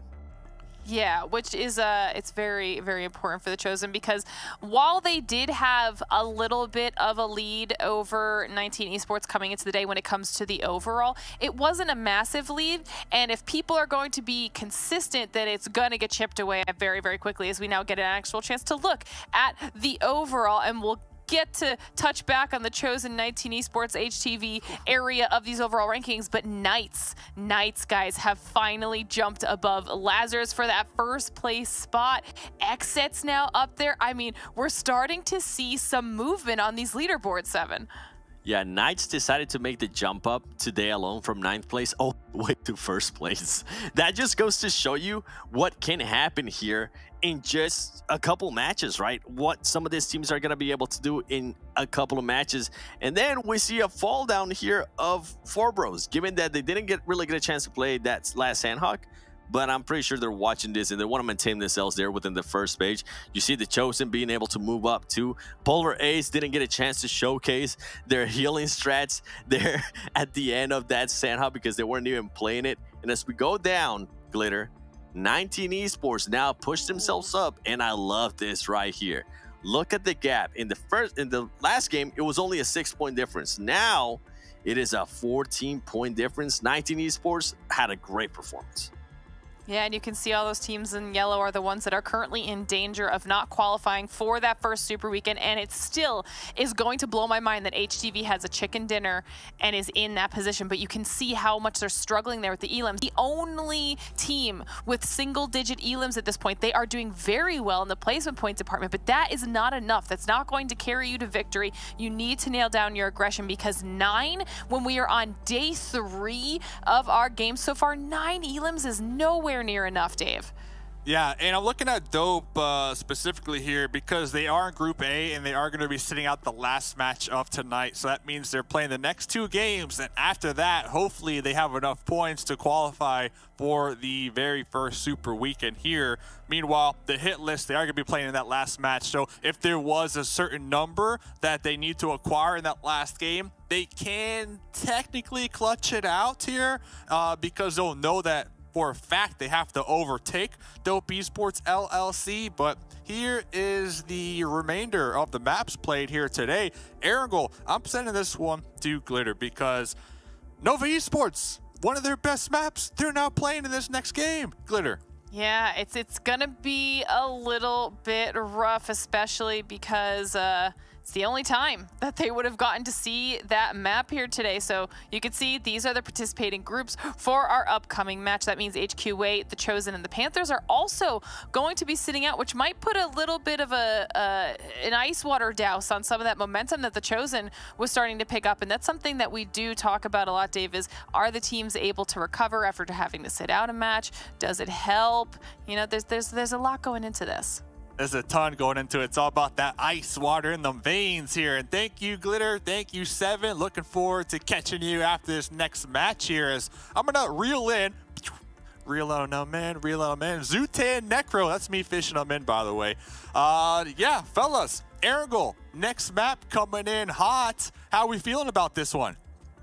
I'm feeling good. I'm feeling good about this one, especially since we're going to see all the teams near the bottom be competing in, well, what we can arguably say should be their most consistent map. Erangel, the easiest map to play with. The map that's, you know, been out the longest as well, Necro. So, out of the teams towards the bottom, I mean, we have 19 Esports, HTV, Dope, K19, and the Hitlist. Which one do you think is going to get the most amount of points on this Erangel map?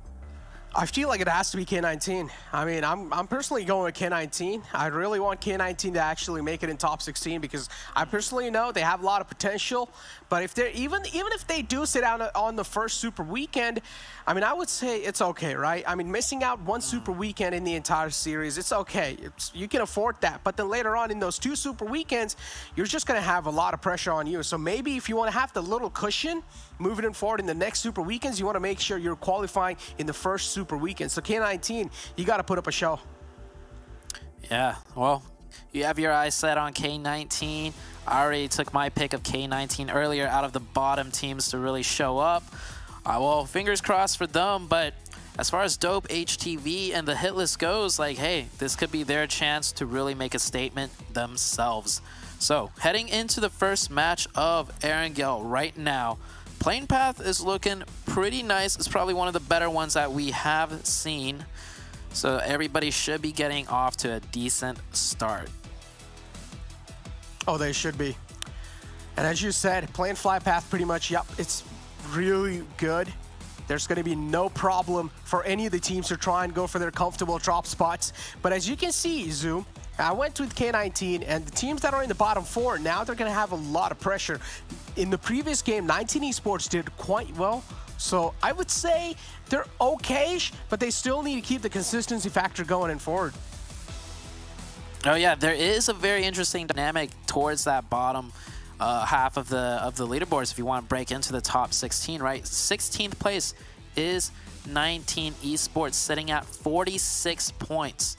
So for anyone to kick them out of that, 16th place position, the closest team is HTV, and they only have 32. That is a 14-point difference.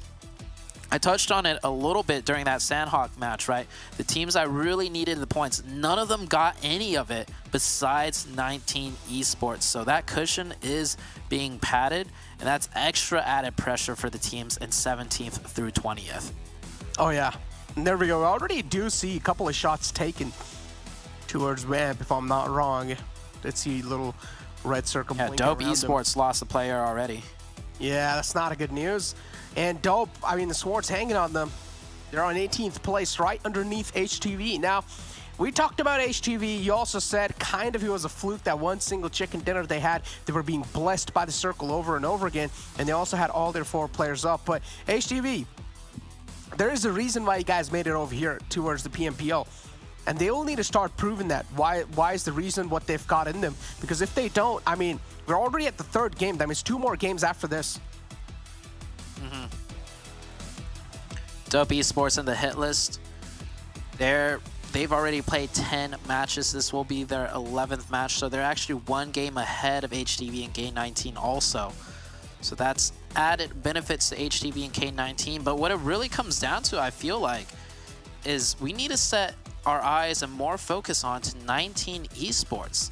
Because in a way, not only does the 17th through 20th place teams need to do well, they also kind of have to rely on the fact that 19 Esports starts dropping the ball at this very moment. Because if 19 Esports keeps on performing, that point gap is just going to keep widening. And even if HTV or any of the other teams play catch up, they're going to have more and more, you know, a harder and harder time to break it into the top 16 as long as 19 Esports keeps on getting good games.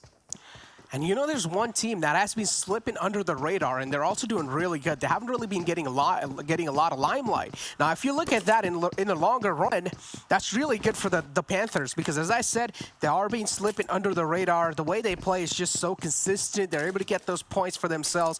And the Panthers, they're not even having any kind of like pop-off moments. So that means a lot of teams, when they try to do research, Team Panthers, there's a high chance that they might just slip under the radar. But the way they're playing so far, it's just pure consistent. They like to prioritize positioning first and then go for the elim points.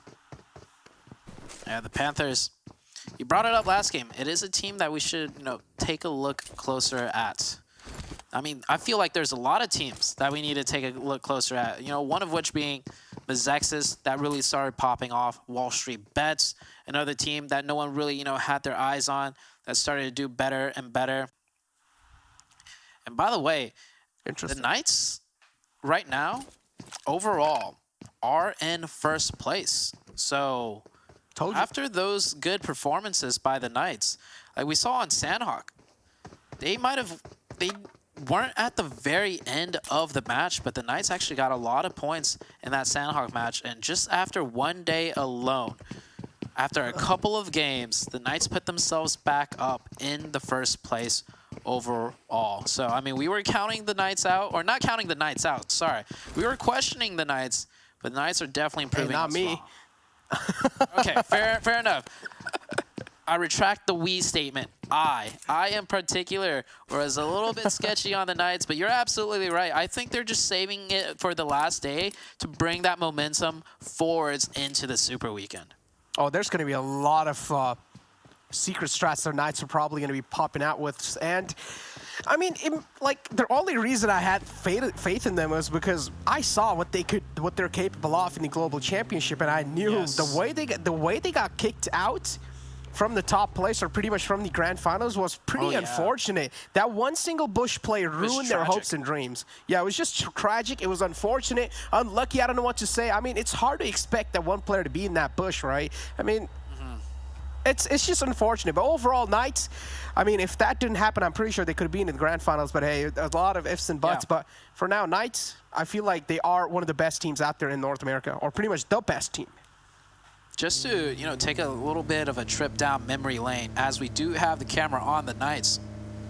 Yeah, it came down to the very last game, the qualification for PMGC West, right? They stayed alive up until the very end, but the one team that was ahead of them, that was gatekeeping them out of the placements to qualify, had a solo player towards the very late game. That was, Dokkan. Was it Dokkan Machine?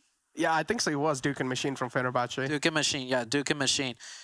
They had a solo player that was hiding in that one bush that you were talking about, in a very random location next to a compound. And as the circles kept shifting, it just kind of kept going in that area. And eventually the Knights were breaching onto that circle, and Ghost Gaming was there, but it was that solo player in a bush that absolutely decimated the Knights' attempt. They just needed a few more placement points, and not just that, because Dokkan was there, they got just enough points off of the elimination points onto the Knights themselves to end up qualifying that one placement higher. It was tragic beyond anything that I've seen, and I felt really bad for the Knights, but you know, they could take that energy, that, you know, tragic happenstance, and carry it forward here to have added fuel. And just as I say that, they're crashing right onto WallStreetBets and taking a fight with them. Oh, they are. And for now, WallStreetBets, Steve-O is taken down to half HP. Nice, they're looking really good, having the full control of the compound. Did not expect that nade coming through because it was cooked to perfection. As soon as it bounced off the wall, it blasted right in front of Chica's face. So Chico now taken out from here. It's a 3-on-4 situation. Knights in the front. Where are the rest of the players of WallStreetBets? Oh, I do see them closing in with those vehicles, so at least now the cavalry is here. And those two players, they're not straight up gonna go to the compound. Instead, they're gonna go for a proactive placement, and they're gonna try to get the high ground over this entire fight. Yeah, I would like to see WallStreetBets send at least one player down from the backside. They have one player covering, the other player could get close to the walls and pressure. If anything, this is just going to make Knights have an easier time focusing on the fight right in front of them as one of them goes down. But Stevel doing an amazing job holding that angle right there. Yeah. 2 players down from the Knights and only 1 down from WallStreetBets, but they crash on in, and Coops with the beautiful, well pre-cooked nade is going to get that one, and all of a sudden the fight's looking like it's in Knights' favor. Oh yeah, now it is, but there's 2 players down from this, even from the side of Knights, so it's a 2-on-2 situation if I'm not wrong. Yes, it is. Another player goes down, it's Draco taken down. So now it's 24K up. Still, it's all down to that one last man alive. As it's a 2-on-1 situation, they're trying to clear each and every single angle out. They don't exactly know where the final man of WallStreetBets is. Oh, they got to revive Chico. Chico's bleeding out. Oh, they get the tap onto Chico at the very last second. So Chico, look at that HP on the top left. Chico, yeah, it's not even visible. You know Chico was screaming at his teammates, I'm dying, hit the revive, hit the tap on me. So they get that one. So the Knights are going to be able to get a full reset, and there's no way 24K, no matter how bright he's shining, no matter what his gold value is in 24K, there's no way he gets this 1v4 on the Knights. Oh no, he sees his teammate bleeding out in the front.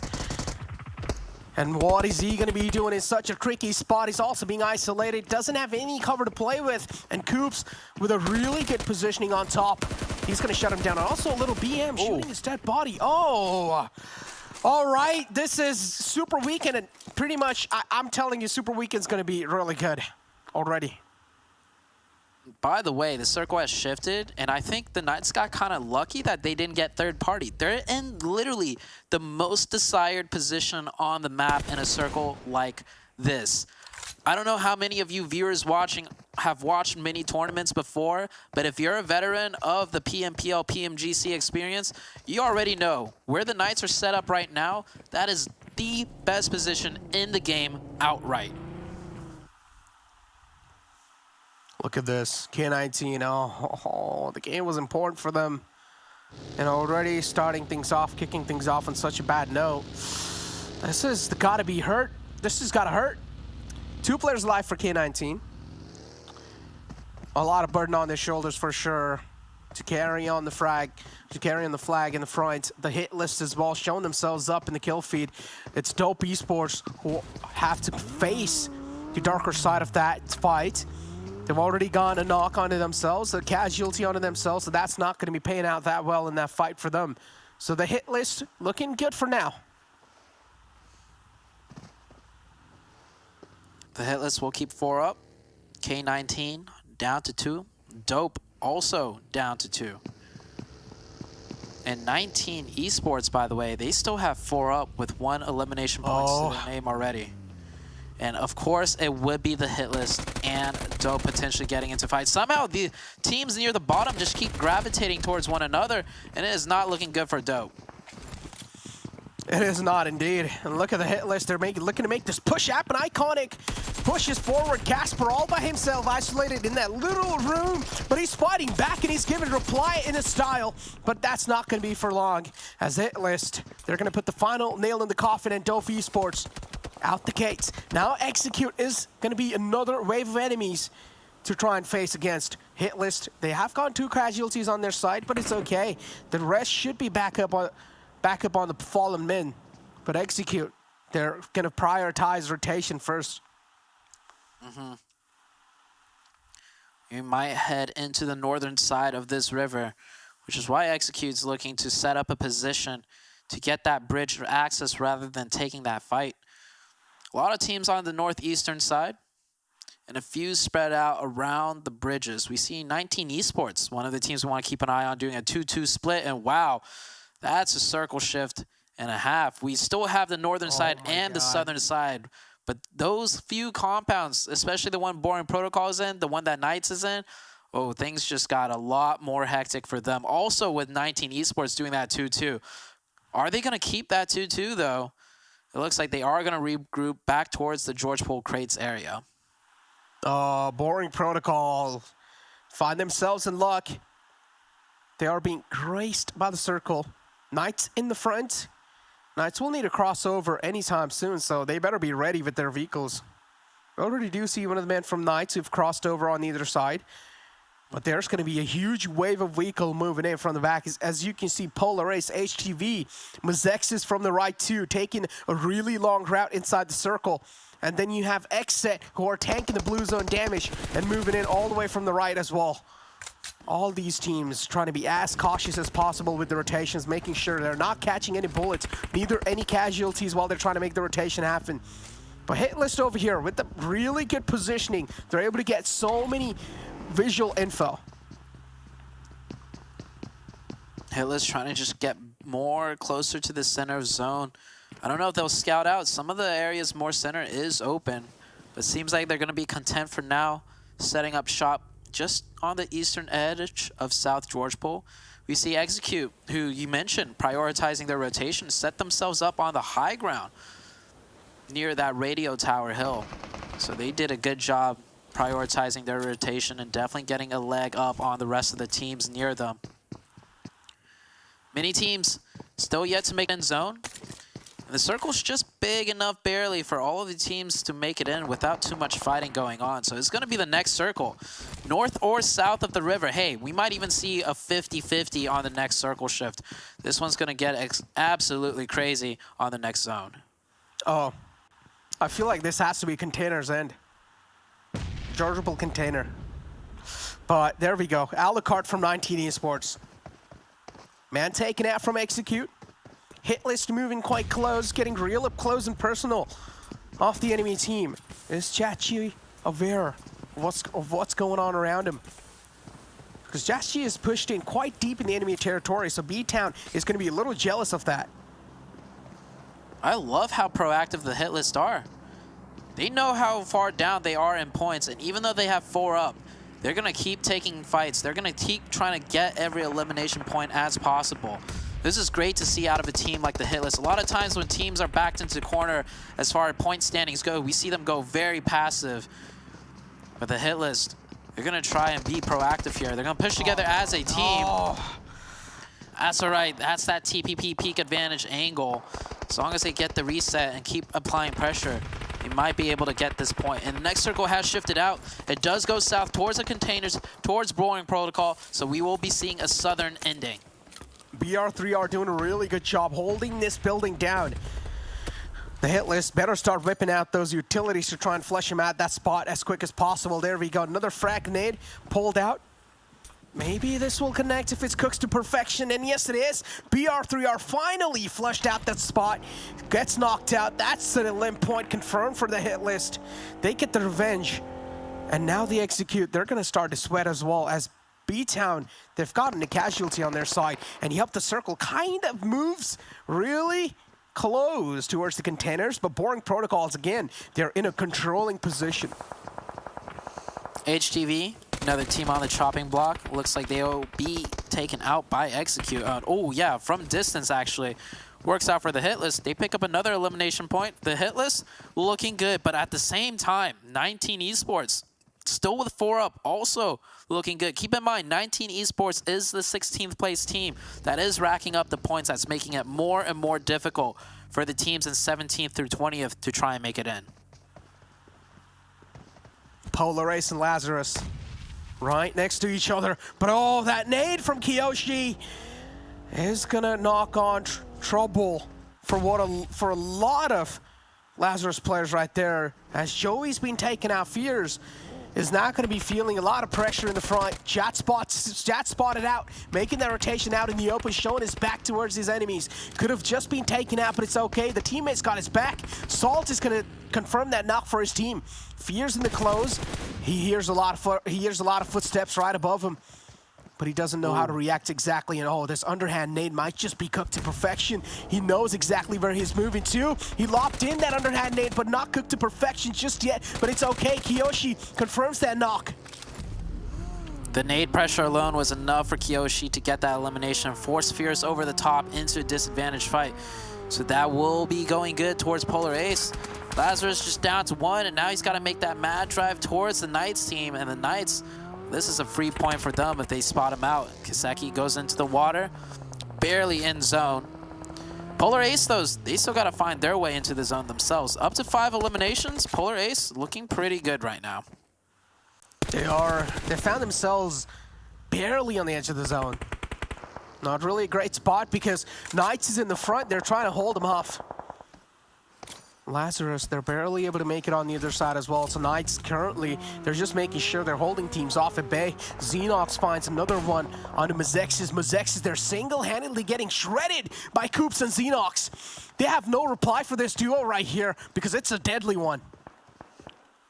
The Knights controlling their side of the zone quite beautifully. Look at that split they have on that northeastern side. Coops and Xenox working together on the southern end, while Chico and Tensa hold it down on the northern side. So yes, they are on the edge of zone, but this is how you want to see top-tier teams play the edge of zone. Not just clumped up together on a tiny bit, but spaced out to control as much as they can. And with that circle shift, the Knights actually preemptively clear out that eastern side of the zone for themselves. So great job out of the Knights. And Boring Protocol, they have that mountain, or not the mountain, they have the only compound left, and Four Bros got the mountaintop all to themselves. They do, but Boring Protocols, again, they have a really good positioning. Imagine the amount of teams they can try and hold off at bay, make sure they're not able to breach through in the circle. Lazarus, Polar Ace, Vamp 2, maybe Knights potentially, but it's Vamp over here who have all their players live and who are looking to dominate the entire northern side, as Polar Ace is down to only one last man alive, and it's going to be Trey, who's going to have a lot of pressure. The final man alive for Polar Ace.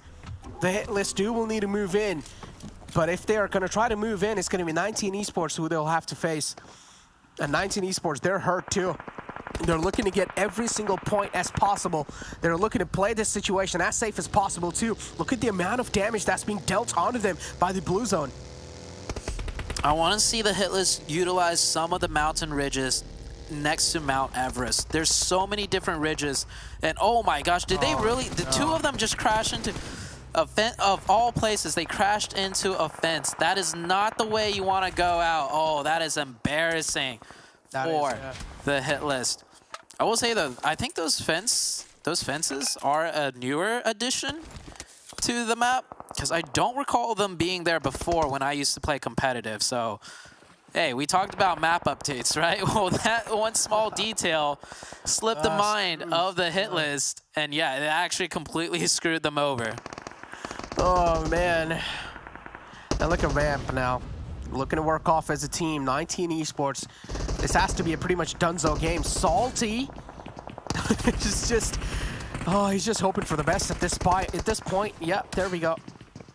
There's no way he's going to be able to make it out alive, and that's what exactly happens. 19 Esports on 8th position with only 2 elims. They're going to be eliminated out the game. Knights doing a really good rotation on the next zone, but I personally don't like the positioning they've got for themselves because they're quite exposed. But I want to see how they play this out because it's the Knights, and they have a lot of experience as well to back it up. But look at Four Bros. They're playing so proactive right here. They're looking to push it forward against Knights as XSET 2. They have a decent positioning. Boring Protocol taking some long-range shots at XSET. Oh. And Vamp making the smoke cross push. Swins goes down though. Oh, no. Benny also getting taken out. Valiant effort though, but they're being shot at by the Knights and Boring Protocol. They made an attempt together as a team to do the next move. So credit where it's due. Vamp just not being able to breach on in. Boring Protocol, of course, have all of their eyes set on this Vamp team. Yeah, Knights is just firing in all cylinders. As Four Bros too. Seems like they have got a knock on themselves. And Knights too, it's equal trade from their side, but Leon taken out as well. Knights just flipping the table against Four Bros.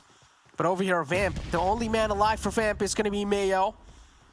He's hiding behind this little truck, a little bus, hoping that none of the Boring Protocol's players sense him being there. But Acer, somewhere down the line, he has a little idea what's going on right there behind that bus. So he's going to lob in a nade. This has to be a close one too. But Mayo is being too proactive as well. But it's not going to work out because he's exposed. Yeah, that nade forced them to move out of position, so they confirmed that. XSET, meanwhile, finishing out their side of the zone. So we're down to a 4-way fight. I think all 4 teams, besides Four Bros, actually, have 4 players up, and just as I say that, Boring Protocol is making their move on to XSET. 2 of XSET go down. XSET's definitely getting battered up. On the eastern side, we see the Knights taking a fight with the 4 Bros. It's a two-way fight between both of these teams right now. Who's going to be the last 2 teams coming out on top for the Epic Showdown? I feel like it's going to be the Knights and Boring Protocol. Oh, it has to be. Look at Carnage being so proactive in the front, all by himself. It's kind of like the lone wolf, just leading the pack. And the rest of the Boring Protocols are now following in forward. Acer as well joins him. Carnage, though, he's not scared of anyone. They're looking fearless as Knights. They're now going to start to charge in forward. Xenox is going to probably lob in some smokes, or maybe, oh, it's a nade. It's a long throw as well. He's hoping that maybe it connects. It's quite close, but not close enough. It's not going to find the mark. Barely off the mark. But Xenox, he's going to go for another shot. This is shaping up to look like it's going to be another Knights victory. They have the positional advantage. They have the high ground. XSET's still involved in the fight, though. As high ground as it is, they got to be careful because they are a little bit exposed up there with Spec with that DP28 deadly weapon. Knights still continuously raining down nades onto Boring Protocol. Boring Protocol doing the best they can to survive right now. Oh! Shoda's back in that battle and almost could have got taken down, but it's okay. Xenox finds that knock, and that knock is going to buy so much time for Knights to reposition. Crucial knock from Xenox.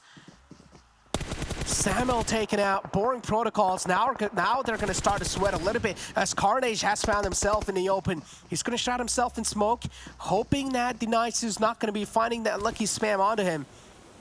But still, for now, it's a 3-on-4 situation. Knights having the advantage. They're also having that 2-2 split. 2 players in the back, 2 players in the front. The players in the back have the high ground. With this new circle shift, XSET have to make a move. Are they going to choose to spoil the Knights or spoil Boring Protocol?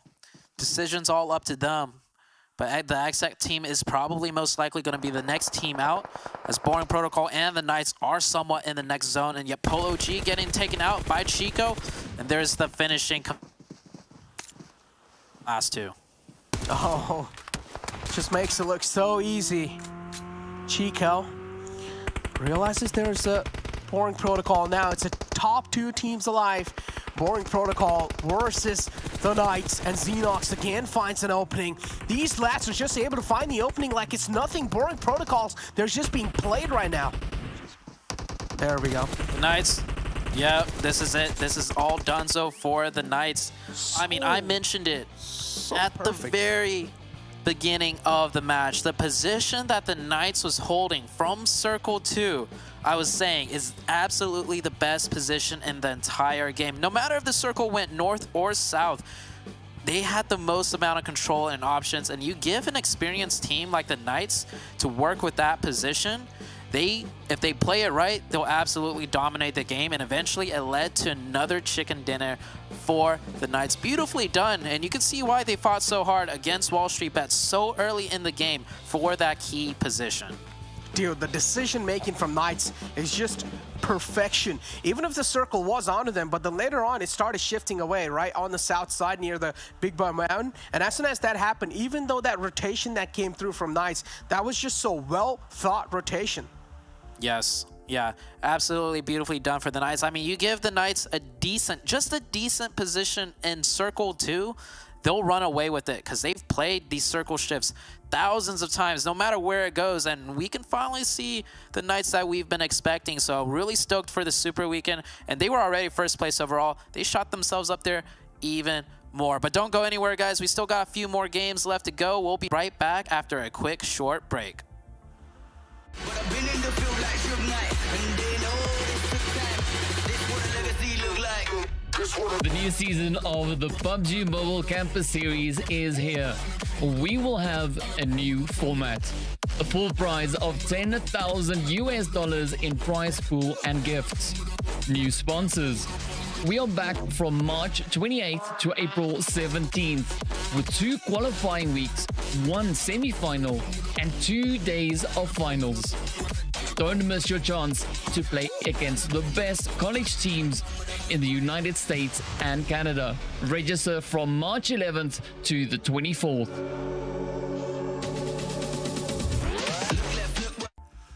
Knights are dominating here, and you know why they're dominating? Because they're drinking Monster Energy, the official partner energy drink of PMPL. Shout out to Monster right there. And the Knights, momentum. Nothing is stopping them here. 7. We talk about momentum here a lot on this desk. Give me the lowdown, the laydown. How does momentum exactly work? Because we're seeing it with the Knights firsthand here tonight. And I think with momentum, those first 2 days, they didn't want to just get started with the momentum. They were kind of being average, Glitter. That's something we were talking about. And you can see it right. And I think, Glitter, if I'm not mistaken, and Dave, you guys can correct me if I'm wrong, this might be the best performance of a team so far in this PMPL NA, being able to put up 34 points. It is. It is. Nova was holding the title at 17 for a little while there. Knights now with 19. I mean, this is just phenomenal performance out of Knights, and this is what we wanted the whole time, so I'm glad that this is the point that we're now at. But then the kills, the eliminations kind of get spread out from there. Boring Protocol, though, I had brought them up at the beginning of the day as a squad that I wanted to keep my eyes on because they started popping off. I mean, they had a 16 elim chicken dinner themselves, and then they kind of got a little bit quiet. So this is what we love to see out of Boring Protocol. Talking about teams that have gotten quiet, WallStreetBets has definitely become that team. We kind of saw them pop off towards the end yesterday. We saw them even get their chicken dinner too, but so far today hasn't worked out. On the last match, they ended up being the first team eliminated with 0 points as well. But going back to what you were saying too, Dave, with momentum, I feel like with Knights, they wanted to wait until this last day. They were being consistent. That's something that we kind of highlighted at the beginning of the day, how even though they were at the middle of the pack, if I'm not mistaken, I think they were somewhere along 9th place starting today. They were being consistent with their average. They were being consistent with their elims too. Just their average survival time. It seems like they were trying out different stuff. And right now, Glitter, is when they're starting to pick that up. And it's in a great form because if I'm not mistaken, they're more than likely going to be in first place. And they're going to be able to carry that momentum we're talking about into the Super Weekend. Yeah, which will be terrifying if that's what the rest of the teams in the lobby have to deal with. Because, I mean, right now they look a little bit untouchable. And especially in this game, we actually saw lots of engagements with teams that were towards the bottom of the leaderboard doing well for themselves. I mean, throughout the highlights, we saw Hitlist and BTOWN going up against each other with Hitlist coming out on top. We saw Polar Ace going up against Lazarus and Polar Ace doing well against Lazarus. And those types of one-off fights are actually huge, Dave, because it shows that even though we do have teams that are consistently at the top, they're not unbeatable. Yeah, that Vamp and Polar Ace fight, that was something else to witness. And talk about witnessing. Knights up here. We got Spec from Boring Protocol up here, 7. The damage is insane. Knights alone, this last game, they took out 30% of the lobby when we're looking at the elim point 7. When you talk about an NA duo, this is what we usually talk about, especially towards the end of last year. We were talking about Coops and Sanhok and how well they were starting to play together. I mean, alone at 12 elims. Is this? I think this is the first time, right, Glitter? Over 3K damage?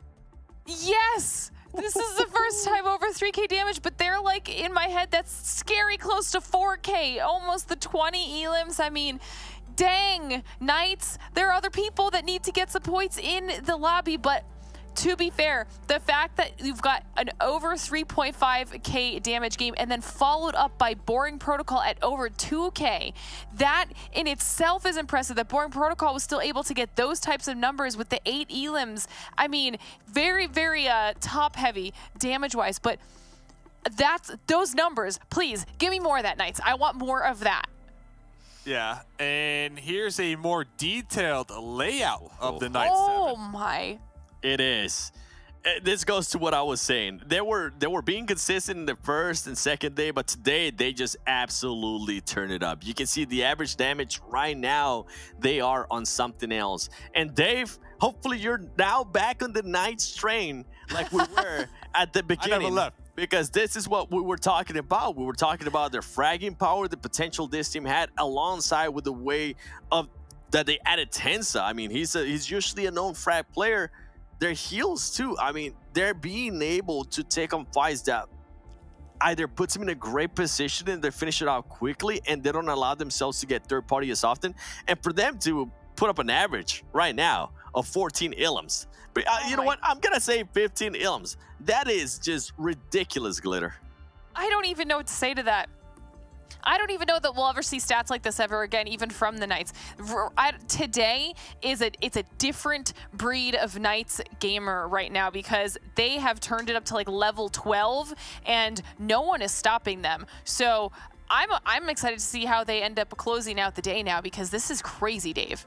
Yeah, I just figured out what that pose was from Tensa, by the way. That is Tensa acquiring all the Infinity Stones for the Knights right there. They're just stacked. They are just stacked. And another team that has been pretty consistent and surprising me personally here, Glitter, is Boring Protocol tonight. Yeah, excited to talk about them as well. Obviously, we saw Spec up there in our top players damage-wise, doing some heavy lifting for the squad. But looking at the rest of the players, I mean, you're still getting decent amount of damage out of all of that. And we got to see this a little bit yesterday when they had even more pop-off performances. But Carnage, 500 damage. Acer almost at the 500 damage mark as well. The fact that Sam L is almost at the 400 damage mark. I mean, they're pretty even across the board. And we've seen this team be such a pleasant surprise, Seven. I mean, the 5 elims and 4 knockouts on Spec. Spec right now, I feel like there's so many individuals that we talk about per team, right? We've been talking about Fears a lot for Lazarus. We obviously have Coops for Knights, and right now it is 1,000,000% Spec for Boring Protocol. It is, and with this flyover, something that I want you to notice is Spec was the first player that Knights did end up knocking down, which hurt them in a big way. I love that tends to stay up that hill, and then as soon as Carnage shot, I mean, it was over. You had Cnox in front of you. On top of that, you had Coops, you have Chico. When you had the whole Knight squad, you might as well just nade yourself and deny them the point. Deny the point. Deny the point. Maybe that's something that they're going to have to start to consider. The only thing that I have to kind of nitpick about Boring Protocol is the hot dropping on Sanhok. I don't want to keep seeing this because it goes every which way. And when we're looking at a super weekend, I don't know if you can afford that, but that is coming up on Friday.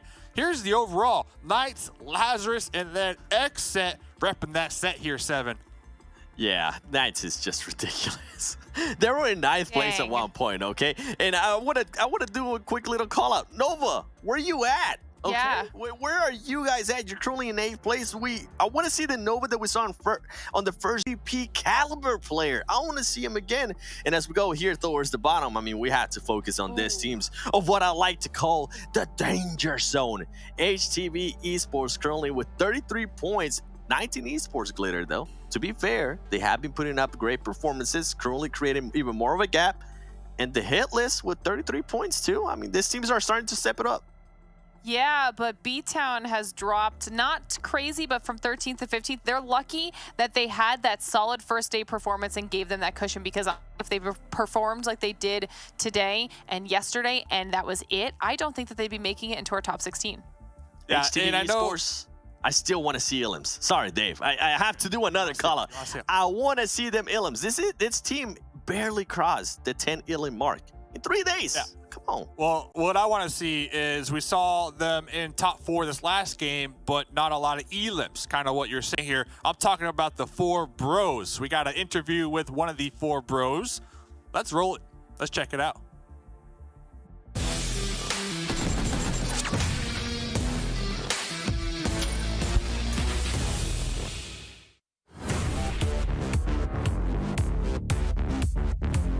Next up is what kind of preparations did you and your squad go through before getting here? I know you guys said only had like, what, a month, 2 months together? What kind of prep do you do with that kind of time crunch? We only like play scrims and tournament. Okay. How many scrims do you normally do a day, let's say, or a week?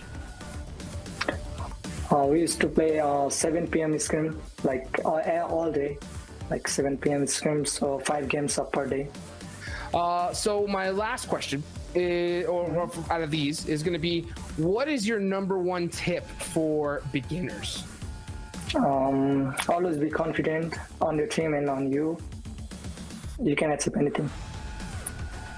Confidence is key. I like it. I like it. Okay, so now let's get into a little bit more of the tough questions, right?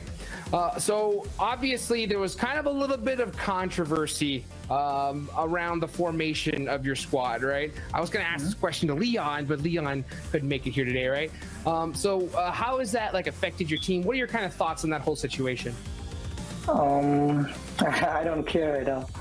All right, you're just saying like, yo, I'm excited. Yeah, that's good, man. Just kind of had to get that one out of the way, right? Next up from this, so the fact that you guys have been together for 2 months, that's a lot, right? You said that you're doing some scrims, okay? Do you feel that synergy is going to be an issue? Like, what do you feel is your greatest attribute as this 4-man squad? Like, how's that feeling so far? Yeah, synergy gonna be an issue. Like, I think our gunpowder is good. We need to work on our communication are really good now, because this is a high level. So like, if you miss any like communication, then you're gonna be dead. Is there any kind of strategies you guys are using to kind of help that out? Actually, no. Just go, like with the zone. Hey, just send it, baby, right? Sometimes that's what you gotta do, right? So my last question, and this is because after I got a little bit of information from you guys, right, is how the heck do you guys communicate, right? Because from what I understand, most of your players are speak Nepali, right? Yeah. And you have some players that speak English, okay? So how does that dynamic work?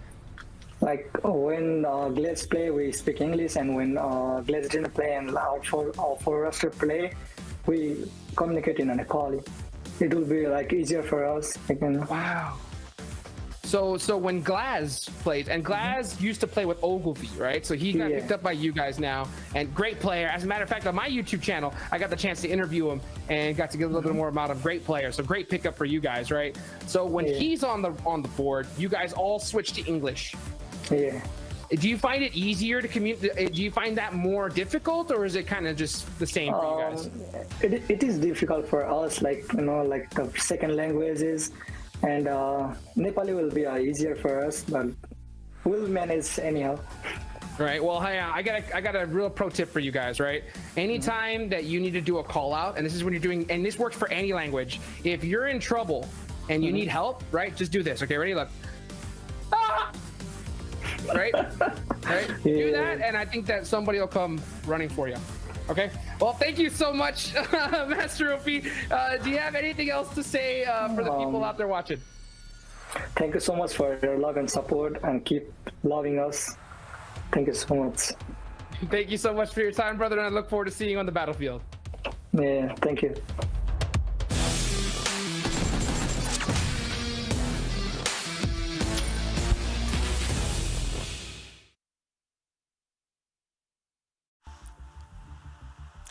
Well, that's a great way to call for help, Jukes. But what 4Pro said is that, hey, they're trying to level their game up when it comes to the communication. That is one of the most important parts of the game. Now, Glass, pretty much their new addition coming inside the roster. He doesn't really speak Nepali, so when Glass is in, they try their best to speak English. But hey, again, Nepali is their main language, so they try to stick to that as much as possible. I mean, I love the recognition out of how great a player Glaz is, right? Like, we saw him really pop off last year, and for the fact that, you know, he can't speak Nepalese, but he's such a good player, they're willing to work with him and speak English, even though that's not their primary language. Just goes to show, like, if a player's got the skills, like, even with a language barrier, there's stuff to be built on and stuff to work with. Speaking of building on, though, like, am I seeing this plane path correct? Yeah, no, this is a very nasty plane path. A lot of teams are going to have a tough time building on this plane path because it's far down to the south. Dude, there's so many teams that likes to go to where, like San Martin, Del Paciente, Del Patron, so they're going to have a tough time to do so. And of course, they're going to be buying a lot of time in the first phase of the zone. So they're going to be taking a lot of time. Then they'll need to try and find some weakos to go ahead and move on forward. Another thing that the desk was talking about, Nova's performance kind of dropping down. What are your thoughts on that? All I got to say is there's a reason why 5 of the talents picked Knights, and I hope Glitter's listening, and only one person, cough, cough, Glitter, picked Nova Esports. I hope she heard that. I hope she heard that. But, I mean, that's the problem with Nova Esports. They have never been too consistent. That's always been the key issue. I will say, though, to caveat that, is I feel like Nova is trying to replicate exactly the same way that the Nova of the Chinese side play. And when you're trying to replicate such a high-skilled, play style, they are very prone to consistency mistakes. Because you make one small mistake playing the way the grand champions, the back-to-back, right, that the Nova China side does, everything will fall apart. So I do respect the fact that Nova's trying to play to the highest potential level and working towards that, but that is going to cause those consistency issues. Again, I mean, makes sense, right? Nova pretty much trying to step outside their comfort zone and trying to replicate their other counterparts. It's going to be a little tough at the start to try and get used to that strat, but as you said, once they do, then maybe we might just see a complete different Nova from North America. Before now, they're definitely struggling. The consistency issues are being seen because somewhere down the line, sometimes they just don't know what to do. Yeah, it'll take practice. It'll take time. Keep in mind, this is another kind of new iteration of the Nova roster. We've heard the devs talk about it from time to time. They brought in a couple new players, but even given the fact that it's new players on board, they're still doing okay. And PMPL, I mean, this tournament's going to last like almost a month plus long, so that's a lot of time for these teams to get that synergy, including the 4Bros team, right? They're doing pretty good as a new team themselves. They're actually exactly tied with Nova Esports, both teams at 88 points. So it's like they have time on their side, even outside of these competitions. They're probably playing countless of scrims and practice and VOD review, etc. So every year, like this is the beginning of the new year for a lot of these teams. Every year there's a lot of potential, a lot of possibilities with these newer players coming in, and that's the most exciting part about it, right? There's always a chance for a new team to really come out and establish their dominance and maybe make a name for themselves later on in the year when it comes to the PMGC time. And I honestly feel like it's really hard to judge a team in the week 1 league play.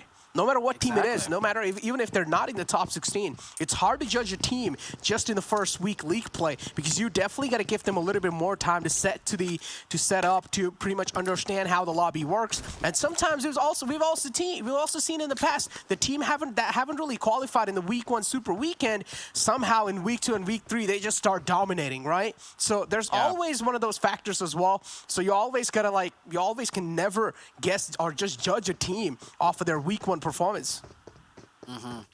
For all the viewers just tuning in right now that might have missed the overalls, the bottom teams currently are still the same 4. We have HTV, the Hitlist, Dope Esports, and K19.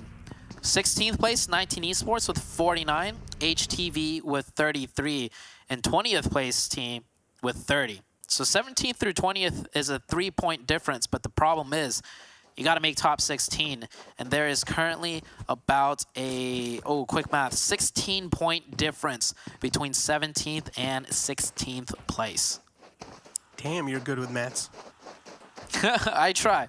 I'm not gonna lie, man. Look, I'm quick with my answers when it comes to maths, but they might be wrong. You're quick. Hey, I mean, we can't always get it right.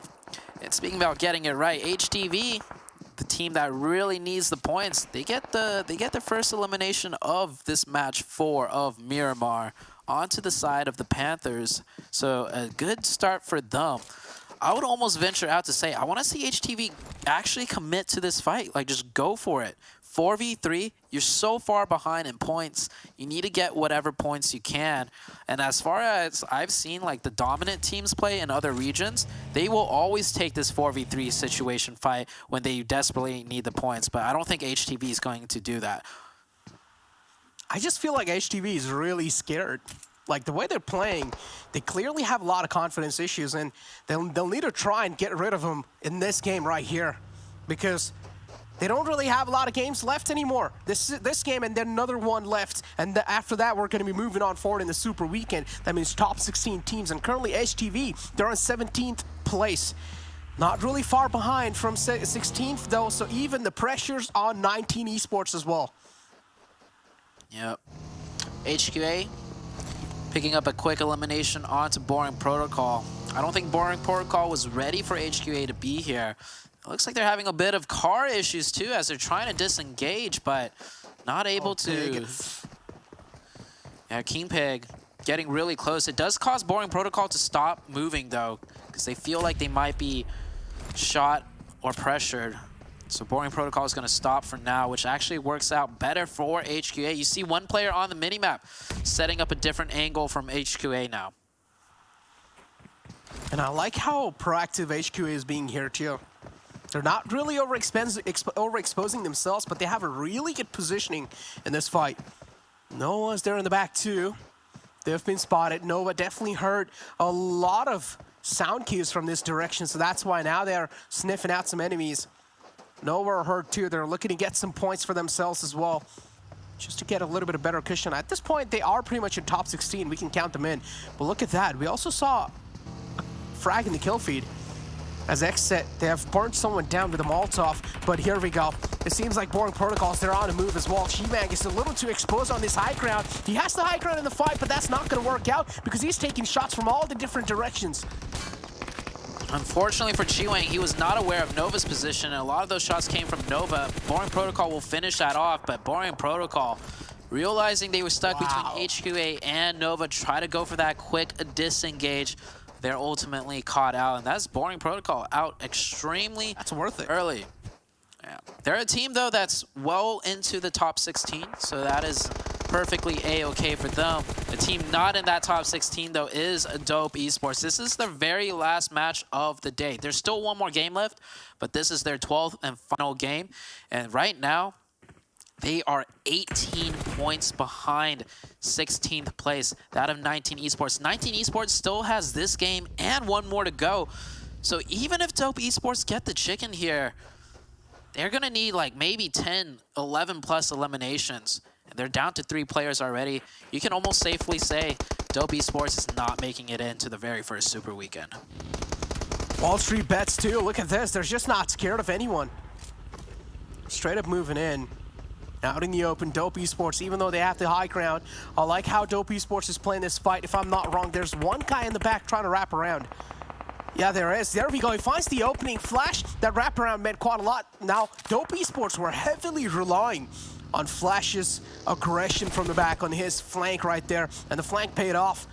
So it's equal trade for now. It's a 3-on-3. WallStreetBets as well, they're going to start sweating. But the shots from WallStreetBets, even the Dope Esports, they have the high ground. It's not going to matter because it's pure skill showing up from WallStreetBets. Fishy needs to hold his ground right now. 1 HP. He's probably going to lose this one. Oh, get some nice shots onto Stevo.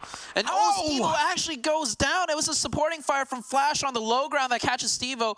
Flash absolutely beautifully played the MVP of this fight. Not only does he get the flank, he is able to readjust himself to support the rest of his teammate and not let himself get isolated, even though that was the biggest key weak point for Flash's position.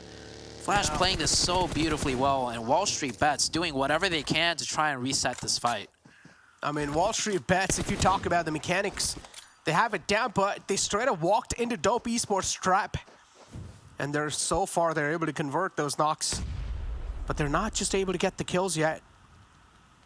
Drago's going to go for the res. Drops the first aid for his teammates, so making sure Stevo is going to be back up on his feet. But that's not going to matter. Casper, with a beautiful placement off the grenade, is going to find that. And now Fishy confirms that frag for himself. Drago, again, is trying to go for the res here. But Casper is on that aggressive page. And Drago needs to rezzing right now. If he doesn't, Casper's going to find himself another free knock. And he probably will. Yes, he does. But on a sliver of health, he needs to start medding right now. He needs to start putting on a bandage. If he doesn't, it's done. Oh, that booster tick is enough. That booster tick is just enough for him to get that bandage off. Lucky. Oh, man. This was the Dope Esports we needed to see in the previous 11 matches, okay? Like, this was beautifully done by Flash and the side of Fishy and Casper. 3v4 situation against the likes of WallStreetBets, which we've seen is a top-tier team. They could really take their fights when they want to. So this might be a little bit too late, but hey, there's still a chance. The circle is quite far away, though. They're all the way down in that southeastern side, and the circle has centered up. We do see a lot more fighting than usual, but that is because it's coming to that do or die time, and teams are definitely feeling the pressure and realizing they need to pick up whatever points they can, and Dope is definitely trying their best. Yeah, 24K, the only man left alive. And Dope, realizing the depth of the situation, getting themselves 3 elim points with 3 players up, so that's worth it. A lot of teams cluttered up in the center of the zone. It's a splash of colors. This next circle shift is going to be deciding all the team's fate, and I want to see where it's going to be shifting towards as well. Because you can see XSET all the way on the left side. They have a really good positioning. Now, if this circle does favor XSET, I might as well just say it's XSET's game. Circle about to shift on out. XSET on that western side. Also, I do love how in the most eliminations, it's 1 player from 3 different teams. Definitely building out, you know, the superstar of each team. And it's not just one team carrying or one team hogging all the spotlight. And yeah, with that circle shift, well, 19 Esports dead in the center. It's looking even worse and worse for the teams trying to make that top 16 now, because 19 Esports is looking super comfortable. They indeed are. Look at Polar Ace's rotation as well. Personally love it. Found themselves in a safe and clean spot. But there's going to be a wave of vehicles moving in from the bottom side, from the southern side. So Mezexis is one of those. Dope Esports 2 will need to try and make sure they're being as cautious and as safe as possible. 24K still caught up in the blue zone. He's tanking a lot of damage. Hopefully he has enough meds to try and heal it through. If he doesn't, then it's pretty much going to be a donezo. HQA, another one of those teams doing really good in the overall rankings. So they can just chill this one out.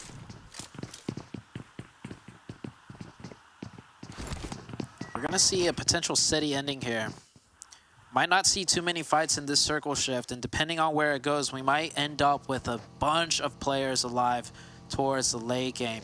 Mezexis, an ever so aggressive team, gets a knock onto HTV. HTV, they have this game and 1 more left to play, but they definitely can't resort to the last and final game. They're quite behind 19 Esports. HTV with that grenade, it does not connect though. Close but no cigar. The second one does some damage. It's looking okay, but it's a 2v4 situation. Oh, I personally don't like this. He should not have let those players cross over. His hands were busy with the nade, and now HTV will need to face against Mezexis. And HTV, they're crumbling apart, they're getting dismantled, and that's what exactly happens. HTV eliminated out the game on 15th spot.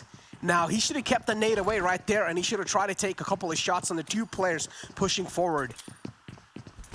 Just because he didn't, HTV got eliminated. It was close. It was a nice try, but it's not done yet for Mezexis. Mezexis has another team to contend with as the Panthers roll straight up. Mezexis, however, playing that 3-1 split immediately. The Panthers are pulling up pretty much into a preemptive trap set up by Mezexis. This is why spacing is so important on the team. You never know what may happen, and as long as your team is spaced out correctly, you'll always have some type of maneuverability and advantage in the fight. That grenade, though, from Yahir, not connecting. Here's that overwatch from Peralta. Oh. Quite a huge difference. Shotting themselves in smoke, Team Panthers realize things are not looking so great for them just yet in this compound. They've walked into a complete blind sight. They don't know what's going on around them. Mezexis, the way they're playing this fight is really good, but unfortunately 1 man goes down, so that's not going to be good news. And with that knock, it's going to be trouble. It's knocking on their doors. Inactive with this nade. This is going to mean quite a lot for them. Panthers, oh, unfortunately he pushes out, but it's okay for now. It's good. Inactive is trying his best to do as much as damage as possible, trying to get any damage, but that's not the case for now. Freddy pushes out of his comfort zone, and he's gonna go, and he's gonna find 2. I love the proactiveness out of Freddy. When you're cornered into a bad position, you got to do what the other team expects least, and that is for you to go aggressive. And actually, the Panthers are going to take out the Mezexis team.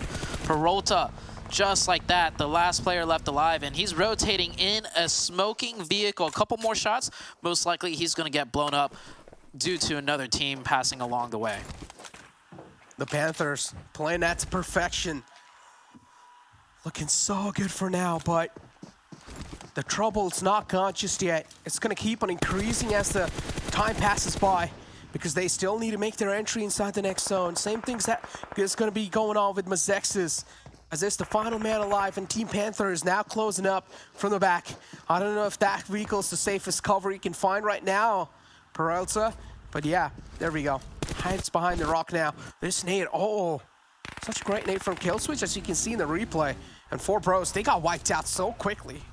Oh yeah, XSET looking very good. 4Bros might have been a communication error right there, putting themselves in a tough position. Hey, you never know. Communication is key though. True. You hear those comms all the time where you say an area is clear and then you find yourselves walking straight into a trap. That's what it looked like. Next zone has shifted on out. We are heading more towards the northern side, so away from the San Martin city. But that does put a lot of compounds still in play and a lot of different ridge lines. K19. They spot out quite a lot of smokes in the front. But no sight lines just yet on any of the players of Nova. Nova with only 2 players alive, Kindness and Koi. The struggling series continue for Nova. They're not able to get a break. But at least they've got a decent compound in the zone they can try and work around with. Team Panthers, if they get a sense of this compound, they will try and contest it.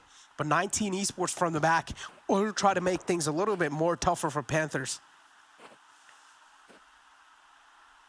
19 Esports rotating into the edge of zone, getting really close to the K19 team. Panthers, ooh, Moso actually gets shot down. That's going to be a difficult revive. A lot of smokes will have to be deployed. You see K19 watching this like a hawk right now. There we go. Taps coming in. Nothing found just yet. Moso, oh, is barely able to get back to safety.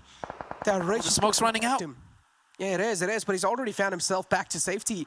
There was a little ridge, so they weren't really able to get the confirmation just yet. So he's going to be safe for now. Team Panthers looking good. They're going to be able to get the reset on the man. And next circle shift coming out. Smack center.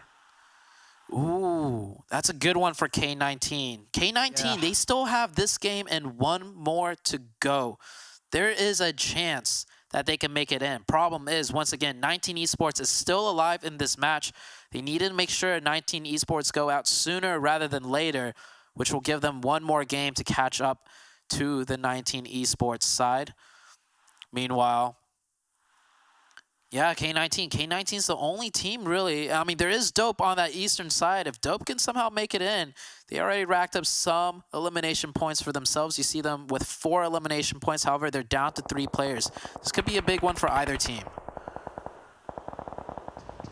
Excellent. What just happened there? Okay. Team Chosen Godfan is going to be converting that knock into a limb point for himself. Team Chosen, as I said just a while ago, they were in a really great spot, but now they will need to step out their comfort zone. And this is where they might just catch a lot of bullets onto themselves. Team Panthers are trying their best to make a safe rotation happen, but this Nova squad in the front is causing a lot of troubles. HQ wait from the back as well. Nova, now they'll need to try and worry about a lot of angles themselves. And Nova's just trying to do some gatekeeping, but getting shot in the back by either 19E or K19. They have the closed zone though, so Nova don't have to move too far. Lazarus making their way into the zone on the northern side. We still have a whole team of Vamp, I believe, needing to break their way in. Actually, Vamp down to 2. 19 Esports and K19, both in the zone, both with 4 players up. Next circle shift though, most likely these 2 teams are going to have to collide with one another. Valak taking some shots. They need every elimination points they can get, and no shots connecting there to take down a member of Vamp. Oh, Valak. There we go. Unfortunately, Vamp now. They're quite hurt. Mayo is down quite low too. Oh, Valak, what was that? Oh, is that a panic nade? It is probably. But yeah, Valak now moves out. He wants to get a little bit of angle, a little bit of cheeky angle on the funnel man, but he's not able to do so. So K19, overextension is not going to be a good idea, and they stick to the comfort. You see how desperate they are for the points, though. Yeah. Entering out into the open because they know they need every point possible. But yeah, they think better of it. TC getting into a fight with Lazarus in the kill feed. Alucard laying prone on the stairway. This could give him a good angle. Kindness might spot this out, though. Now, Kindness will not see Alucard up on that banister. TC and Lazarus taking into fight. A little bit of whiff for Ruski, but it's okay. Even the guy in the front was just moving around. Bobbin and even trying his best to dodge as many bullets as possible. JV is there too from the side of XSET. I think so he's the only man alive for XSET too, so the only hopes and dreams in this game for XSET right there. But the hopes and dreams, real hopes and dreams here are for Dope Esports. They only have one man up with 4 points in their accounts, and that's not enough to secure that top 16 spot. As you said, this is their final game. So the final man has to go big, and the chances of that happening are pretty low. Even if you were to get the winner chicken dinner, it's not enough points. 19 Esports pushing on to K19 because the zone did shift up north. They're going to force this collision fight to happen, but it's working out right now, kind of. It's kind of working out for K19. It's a 1-for-1 trade. Alucard really stepping up there. 1 HP difference right there. Will Cess be able to get revived? Zone is slowly starting to close in. 19 Esports still have to pressure their way in. I don't know if K19 is going to have the time to get the revive because they need all 3 players kind of focused right now on this push by 19 Esports. 19 Esports, do you realize K19 now they're hurt? The tables have been flipped. Even though all the advantage was in the favor of K19, now it's not anymore. Cess, the knock's been confirmed. Salty looking to pressure the point even more. K19, it's all down to the final man alive. It's Russell, or actually the second last man alive. It's Russell. Was trying his best to flip the switch, but for now it looks like it's really tough. But still, Russell finds one out the blue, and now is trying to get another one as well. 19 Esports, it's a 2-on-2. It's going neck and neck, but look at this push from the back. This might just be something that's going to bring an anonymous factor, but a lot of damage dealt by the blue zone. It was actually 19 Esports that somehow came out on top. K19 dropping the ball, and against the team that they needed to defeat the most, 19 Esports. 19 Esports is looking better and better. I mean, they go out right now, but that's fine. They keep their lead onto the teams trying to knock them out of the top 16. There's 1 game left for them to play as well. So 19 Esports looking good. Looking extremely good. We're down to 5 teams, though. We still have Lazarus, Polar 8, TC, and Nova Esports in the mix. Polar Race. I don't like how Polar is positioned right there. If the circle moves away, it's going to be quite tough. But Lazarus, they spot out a snake in the back and they take care of it. It's okay. The trade's there at least. So Joey is going to be able to get back up. Nova somehow is still alive and cooking in the game, so they're looking good. Lazarus, all 4 player up. They're looking to get this game. They're looking to convert this game into a chicken dinner. Polar Ace, as I said, I personally did not like their position. They tried to move in, and the grounds were open in the front. So now there are players who are getting knocked from the side of Polar Ace. 2 players have already been taken care of. I feel like Polar Ace definitely could have used some utility, used some smokes. They were holed up in that compound the whole time. They definitely had some smoke grenades to work with. And yeah, now the smokes are coming out. You need to deploy those smokes before you make that rotation across in the open. Polar Ace down to 2. This is looking like a Lazarus game. Lazarus in full control of the zone with the high ground, with zone priority as well. They've had it with the Knights stealing the show today. And they want to show to all the viewers and to us that the Lazarus team we saw from day 1, they're still here, and they're going to try and get this chicken for themselves. Oh, they have the prime positioning as well. Nova with a solo man alive, Polar Ace, they still need to make it inside the zone. They're trying to create a smoke path, but they would require a lot of smokes for that. But do they have enough? That's the real question. Lazarus, steps into the enemy territory, but he's still gonna win his ones. And there we go, Lazarus, they come out on top and they get that chicken dinner. Very good win for Lazarus. The only thing is, we did not see the Knights play in this match, so if the Knights were here, might have been different. Don't want to take too much away from Lazarus, though. We did see them dominate day number 1, even with the Knights playing. So Lazarus definitely coming up to step up in this 4th game of Miramar. We still got one more match to go, of course, Necro. Exactly, one more match to go, Zoo. And still, I mean, Knights, they're doing really good. On the final day, they stepped up. We're seeing a lot of teams on the final day stepping things up, and they're looking absolutely great. But now, as you said, 19 Esports, they have another game to play, and they're already it looks like they've already gotten a cushion for themselves. Yeah, and wow. Lazarus team definitely taking up center stage. Primarily Fierce, man. Fierce has been absolutely putting in work for this Lazarus team. Most eliminations, also with the Lady Nubs. Of course, Joey's up there as well with 637 damage. And even though these two stats aren't, the best stats to have, hey, we got some TC players up here in the round report. Team Chosen, I mean, they're doing quite good. I would say the final day, Team Chosen has been really consistent. The positions they've gone for themselves, it just looks like everything is working for them. The stars are aligned for them, and they're doing really good too. 19 Esports as well. At this point, we might just count them in the top 16. So they're looking absolutely great, but it seems like it's time for us to push to a short break. Don't go anywhere. We'll be right back. But I've been in the field like Suge Knight, and they know this took time. This what a legacy look like. The new season of the PUBG Mobile Campus Series is here. We will have a new format. A full prize of $10,000 in prize pool and gifts. New sponsors. We are back from March 28th to April 17th with 2 qualifying weeks, 1 semi-final, and 2 days of finals. Don't miss your chance to play against the best college teams in the United States and Canada. Register from March 11th to the 24th.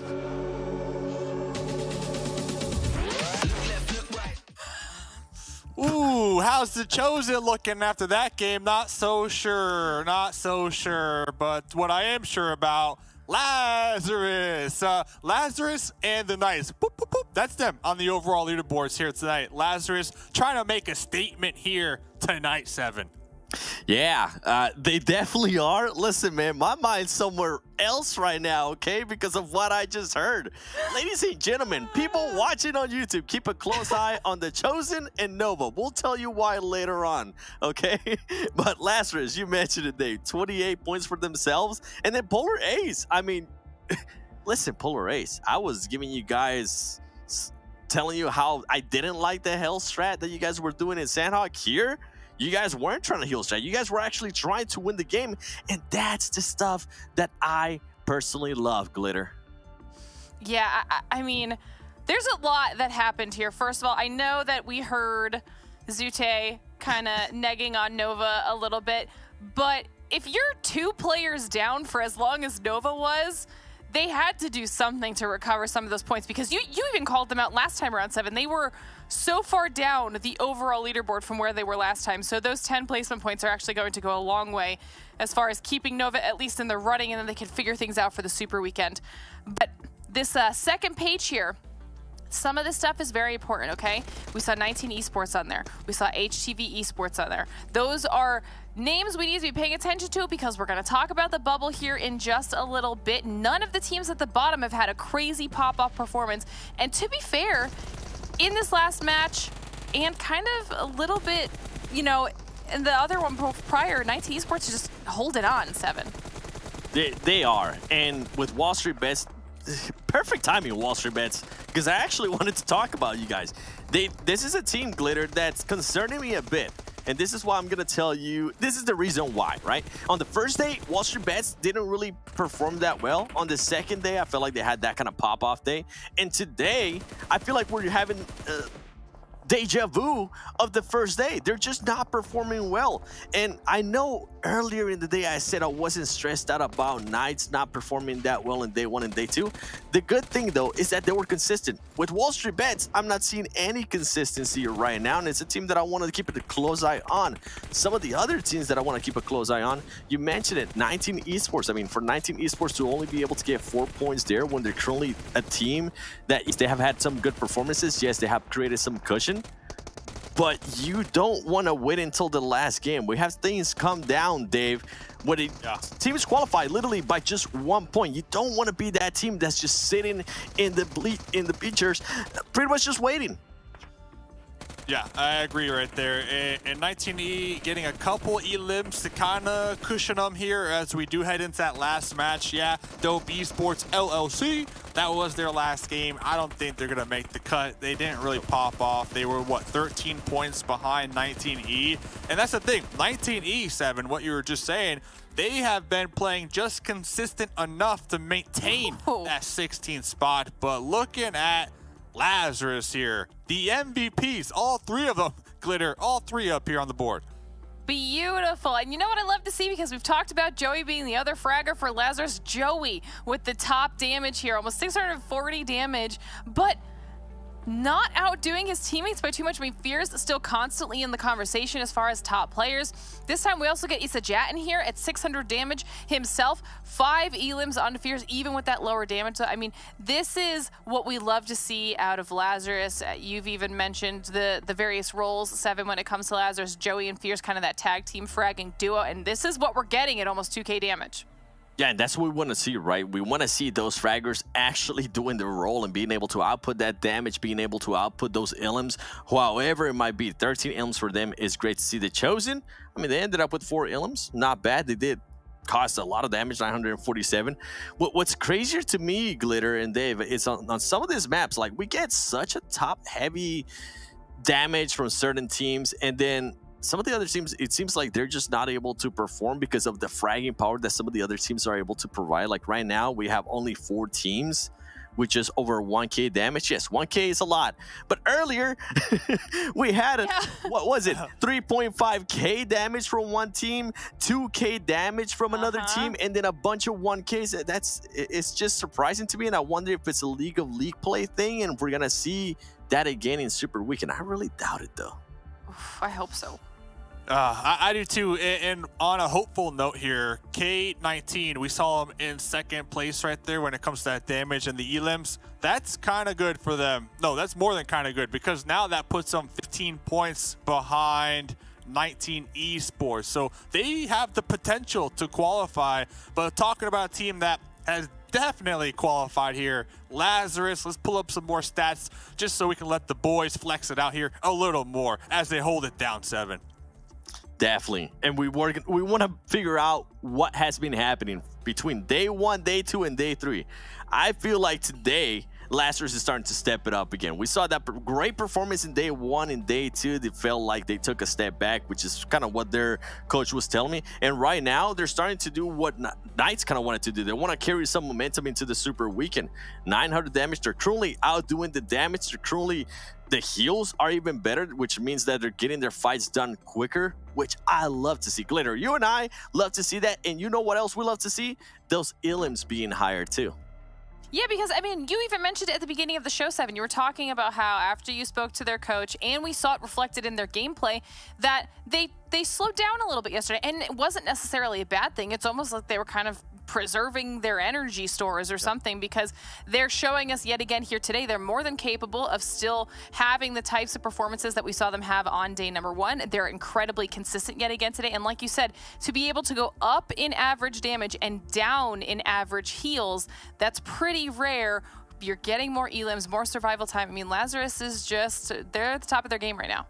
Well, Glitter, I want to stay with you here a little bit, because you talked about heals just a moment ago. One team that's known for healing is Polar Ace. We saw Trey, the heal king of PMPL NA. I think we got some Polar Ace stats here for you to break down. Listen, Polar Ace had a game where they didn't rely on the heals this time around, so we had to highlight it. This was a fantastic performance of them. And you can actually see here that it was Kiyoshi with almost 400 damage as the damage leader for the Polar Ace squad. To be fair, though, Chronic also up there doing 333 damage, but it might seem minimal. However, when the most that we've seen from them as far as placement success goes is in relation to those heal strats, 7. Seeing them have a stronger performance here on Miramar that actually required them to get in those fights and do them successfully, this is really nice to see. It is really nice to see, and I want to actually mention something in regards to Kiyoshi that I didn't get to mention in the previous matches. In the Erangel, I think when they went up against Lazarus, Kiyoshi put up so much pressure on that team. I really enjoyed, but the only thing is that he got caught off on the rotation because they were just so focused on that fight with Lazarus. But Kiyoshi, by the way, I love the mullet. If you ever get MVP, I'm going to get one of those Dr. Disrespect mullets and wear it on the broadcast. So please, try to get MVP. Hey, well, talking about MVP, we got the overalls coming in hot right now for you. And I'm looking at the bottom of the leaderboard. Yeah, we got the top, we got the Knights, we got Lazarus, we got XSET repping that set. Born Protocol and both XSET are going to be sitting out of this last match. We are going to head towards Sanhok. So to me, that leaves boot camp wide open. This is going to be interesting. Okay, Definitely I mean, still. does. We still got to give Panthers a shout out here. The only team on this first page in 4th place with 0 chicken dinners, but they've just been so consistent that they've put themselves in an incredibly strong spot moving there into Super Weekend. Lazarus really closing down the massive gap that Knights decided to try and put in place there after this last performance. But this is where things start to get a little bit spicy. BTOWN and 19 Esports now not having as big of a gap as they had going into the last match, which is starting to get a little bit scary. And these are the teams that are potentially not about to make it. And the gap here is even bigger. And like Dave was saying, 7, W1D3 Esports is now out. They won't be playing this last match. It is, and I mean, I'm going to be looking at K19 Esports. The difference right now between them is going to be 15 points, and then if you move down even more with HTV, they're going to have a bigger gap. The Hitlist did show some promising performances earlier today, so I could maybe see them, but then Glitter, we always talk about this when we get to the final game of week of league play, even sometimes the Super Weekend, even sometimes in the end of tournament, which one of these teams that are going to be playing, right, that are currently outside of the 16, I'm looking at K19 Esports, HTV Esports, and the Hitlist, and you probably know exactly what I'm going to ask you. Which of these teams are going to be willing to take a chance on maybe trying to find 19 Esports early on so they stop 19 Esports from getting those points, and they have a higher chance at possibly having a pop-off performance and qualifying to that first Super Weekend? I mean, if anyone, I'm probably going to say it's the Hitlist that's going to be the most likely to do it because they're the most desperate, but also we saw some really solid engagements out of them throughout the day today, and they're looking more confident, so that's who I would pick. Yeah, that's a good question. And I think the question for me is not who's going to hunt down 19E, but who's going to take boot camp out of those 3 teams, because boot camp here on Sanhok, right smack in the middle, stacked with loot, and we talked about Born Protocol and XSET sitting out this match. So 7, Glitter, I will catch you here in a little bit. Good luck to these teams on the hunt. W1D3 Esports, as we mentioned, out. Best of luck. See you next week. Now it is do or die for 19, K19, HTV, and the Hitlist, with K19 having 7 elims last game.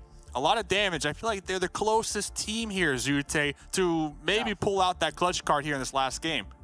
You know what I want to see? I want to see K19 drop on 19 Esports. And I'm not saying that to cause up drama, but you take a look at the point standings, right? 19 Esports, 53 points. K19, 38. Quick maths once again. I believe that is a 15-point difference. So not only do they need a chicken's dinner worth of points to catch up to tie 19 Esports, they also have to make sure 19 Esports don't get any points themselves. So if there's ever time to warrant a hot drop, now's the time. And if they don't do it, I will be disappointed. Well, guess what? We're going to find out right now. I heard the game is ready. So Zute, Necro, take it away. Hey, I mean, K19 and 19 Esports, as you said, 15, 16-point difference, something like that. Don't exactly know. I'm not that good with maths, but overall, it is quite close. It's going to be neck and neck for sure. 19 Esports, all they need to do is be as consistent as possible in this game. They just need to stay alive. 15 points is a huge lead. To put that in perspective, K19 has 38 points in 11 games. That's a little, and if you want them to get 15 more points in just one game, that is a huge, tall ask for K19. So it's like K19, they're averaging maybe less than 4 points per game. And now you want them to get more than 15 in just one. I mean, K19's fighting an uphill battle. So, I mean, that is also why they need to drop on 19 Esports, in my opinion. If they've done the VOD review, I mean, both of these teams drop towards the northeastern area. So why not, right? And to answer the question about boot camp, wow, that's a lot of respect for the two teams that are not here. Nobody wanting to take boot camp. Or maybe there's just not really known of that fact that there's no one actually in boot camp anymore. But overall, as you can see, no one's going to be dropping in boot camp. Mezexis is kind of close around boot camp as well. But as you said, you wanted 19 Esports and K19 battle early off. Before now, it doesn't really seem the case. Actually, K19 is. Yeah, no, K19 is dropping to where, if I'm not mistaken, where 19 Esports drop. 19 Esports actually does take Camp Bravo, but 19 Esports was prepared in advance for the potential of being hot dropped on and have somewhat of a split set up. I mean, that's why you see Alucard so far split from his team, because maybe they were kind of prepared. Oh, no. But they weren't super prepared for that. Speaking about hot drop fights, we totally forgot to mention Nova and 4Bros back at it again, and this time around, seems like Nova will come out on top. Yeah, Noah's kicking things off really well this time early off. And they're able to find two openings. Glass, oh, he takes down the player quite low. DB is whipped out too. Is he going to be finding the knock? He does, but not enough. Because the Nova squad is just charging in. They're fearless this time. Yeah, Nova finally get the upper hand over 4Bros. 2-1 though. 4Bros has won twice.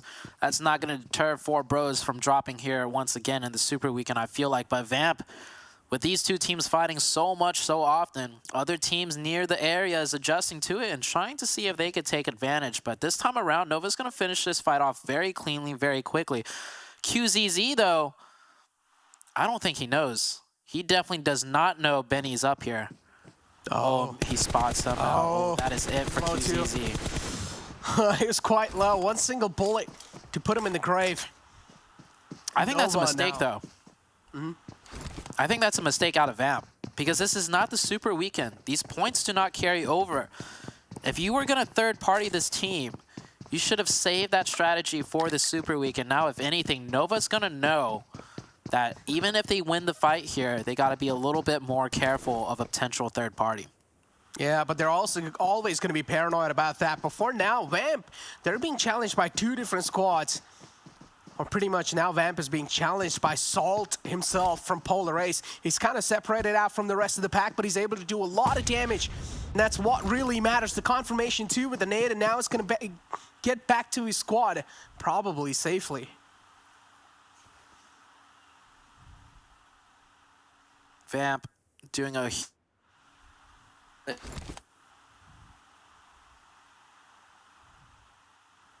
Not exactly working out, though.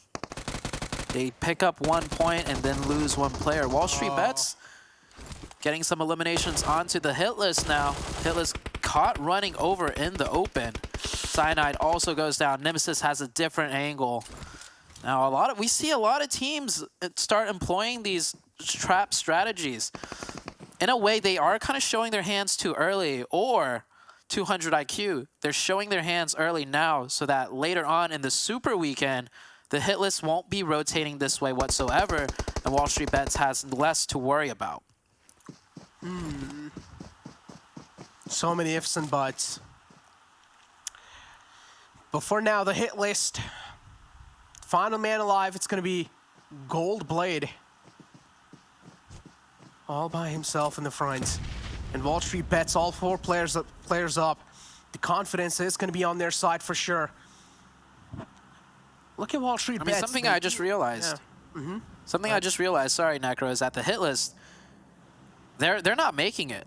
If anything, WallStreetBets is actually trying to put the nail in the coffin for the hit list by setting up this trap, because they don't want this team edging in from behind them. Makes sense. I mean, even if they didn't really set this up, Hitlist would have been out anyway, so. Yeah. Yeah. But overall, it's kind of free points for WallStreetBets. Looking quite good for now. But the hit list here. Goldblade is just not stepping out.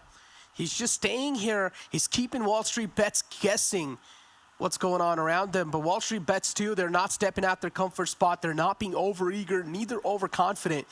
And they're not over-peaking any angles here. Both these teams being as patient as possible. And we are seeing a lot of early brawls here. This is the last match of the day on the final day of qualifiers. So a lot of these teams definitely feeling warmed up and more comfortable to take these fights. I'm keeping my eye on the very northeastern edge of the map, though, because we have HTV, 19 Esports, and K19 all around the same area. And these are the three teams fighting for that top 16 place position. Oh no, with those smokes, he also gave his position away. Yeah, pretty much unknown of Goldblade's position. The circle too, kind of favoring Knights here. Knights are right in the smack center. Looking good for now, but it's just the phase one, so you can't really judge a lot of things from that. WallStreetBets, they exactly know where the man is now. He's somewhere in those compounds, but they don't know the exact positioning of him. So they're still trying to approach this compound as safe as possible and from all the different directions. But it's HTV versus K19. K19, this game matters quite a lot to them. But if they get taken out right here, then HTV, they're going to spoil some dreams. This is super good news for 19 Esports. The two teams nipping at 19 Esports' heels, fighting each other. 19 Esports is now on cruise control, and they are chilling. I think both of these teams are kind of looking for 19 Esports to hunt down, but they end up hunting down each other. Valak with the AK-3X finally gets the knock on that last bullet. Goes prone instantly. Is able to get reset, find some cover, pop off that first aid. There we go. Another opening found on the HTV. Now they're down to just 2 players alive. Same thing goes with K19 as well, as Guancho goes down. Valak and Russell are still up. Both these teams facing the equal amount of pressure, and they're also going to be able to get the reset back up onto their individual players. So for now, the situation has came down to a stalemate, a little glimpse, but was not able to convert that glimpse into a kill.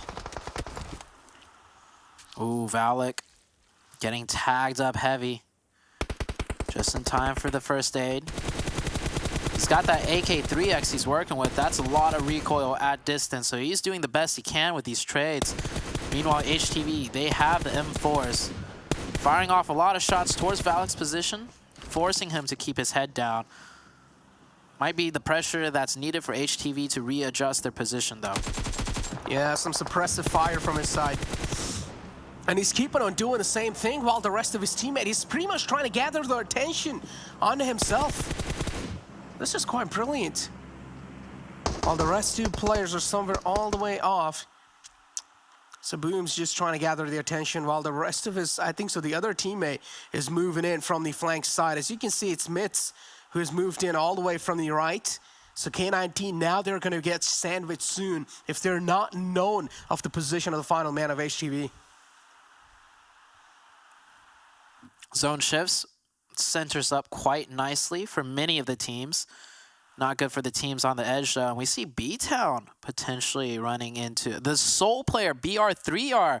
I think just looting up the city on that southeastern side for more meds. He might actually find himself caught with 19 Esports. 19 Esports doing a 1-2 split right now. I think the 2 other players looking for meds as well. You mentioned 19 Esports. All they have to do is be consistent to just stay alive. So they're looking for those first aids themselves, I imagine. Yep, med strat is the best strat in the map of Sanhok, as Dave likes to say it. Knights, though, look at the positioning they have. They know they're chilling, no matter what. Even if they get wiped out this game, they're just setting up a trap. Talk about trap setups. This is one of the biggest traps right here. If any of the teams they do want to get this hilltop control, which is the prime control positioning in this circle, they will have to go through Knights. And Knights, they're just set up so well. Mezexis Esports playing a center position here. Doing a small 2-2 split. As BTOWN running into the Polar Ace team. This Polar Ace team, really good performance last game. 7 shouted them out too, mentioned them. This is one of those teams that we just don't know how big of a team they will be in the Super Weekend. They have all the makings and all the showings to be a top dominant team. So when it comes to Super Weekend time, we might see that happen as the Panthers coming in from long distance, third-partying this fight a little bit. Another player of BTOWN goes down. Oh, that's not a good news for BTOWN. BTOWN. Not gonna lie, things are looking quite rough for this team in the final day. Midnight again is the man alive in the front, quite close to Polar Ace. Chronix with this nade might just be able to secure this knock. Oh, he's so close, he's barely alive. Barely hanging on to his lifeline for now. But Polar Ace, they know what's cooking around him. Midnight doing the best he can to stay alive, but also trying to keep the rest of his team alive. So he will try and go for that revive. One reason why Polar Ace is not pushing so hard is because of the hidden kill feed. When that player in the far back got knocked, they did not know that it was the same team that they were fighting. Ugh, that was close. He tried to use the first aid onto himself, but then realized his teammate was bleeding out too quickly, so he had to cancel it at the last second and go for the res. On somewhere else, we also see WallStreetBets going against K19. They're just cutting off these teams. Oh. K19, somehow they come out on top, and that's needed.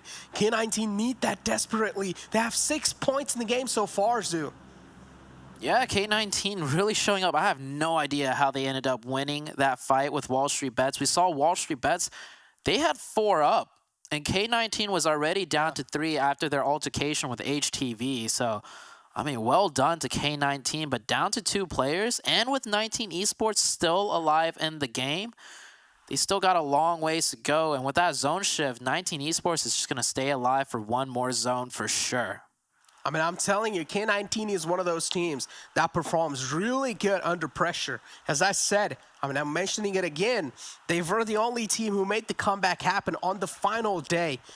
And they just put on an absolute show. Maybe in the final game, they're going to try to make a comeback, but unfortunately, they just don't have the man number for that.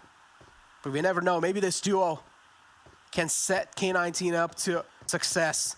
As the Panthers is one of those teams, I like the split from Panthers. They're just going to try to keep things off or hold teams off at bay. Oh, he's found a little cheeky angle on the man that spots out Midnight 2 in the open. Here we see a little bit of a replay of how the fight between HTV and 19 Esports started.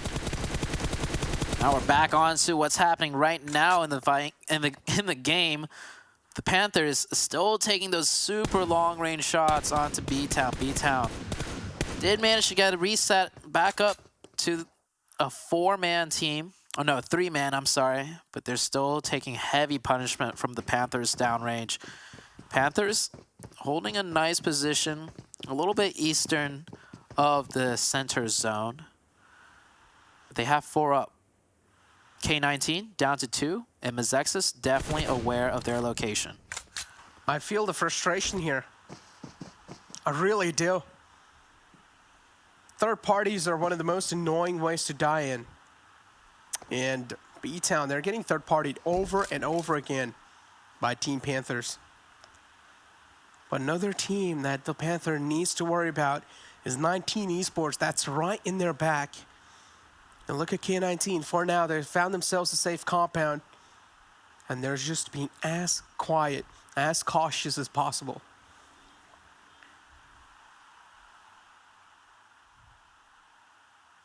Vamp, we saw early on they got 1 point onto the Nova side, but then they got return with doing that giant split. Nova Esports on the edge of zone. Curious to see how many first aids they manage to scavenge in that Sami area. It's going to play a crucial role in the upcoming Super Weekend for Nova. because that's majority of their strategy right now. But they also still have to win their fights against 4 bros. And in the Super Weekend, both teams are qualifying, so that does mean every Sanhok match, they will be contesting one another. It's not like the league days where we have 5 groups involved, where we'll have alternating teams switching in and out.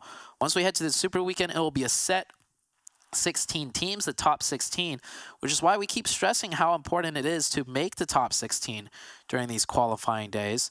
See TC coming on in the western, southwestern edge, forcing themselves sandwiched between the Knights and the Nova team. Mezexis is having the prime positioning too. Look at the circle shifts up north. 2 compounds are pretty much free. Actually make that 3. A lot of space for the teams. K19, they're in a perfect spot, but there's only 2 players alive to try and hold the fort down. We do see a couple of kills following it up as well on the kill feed. And Polaris and Vamp right next to each other, making that rotation happen. Oh, the spot must be coming soon. Swings.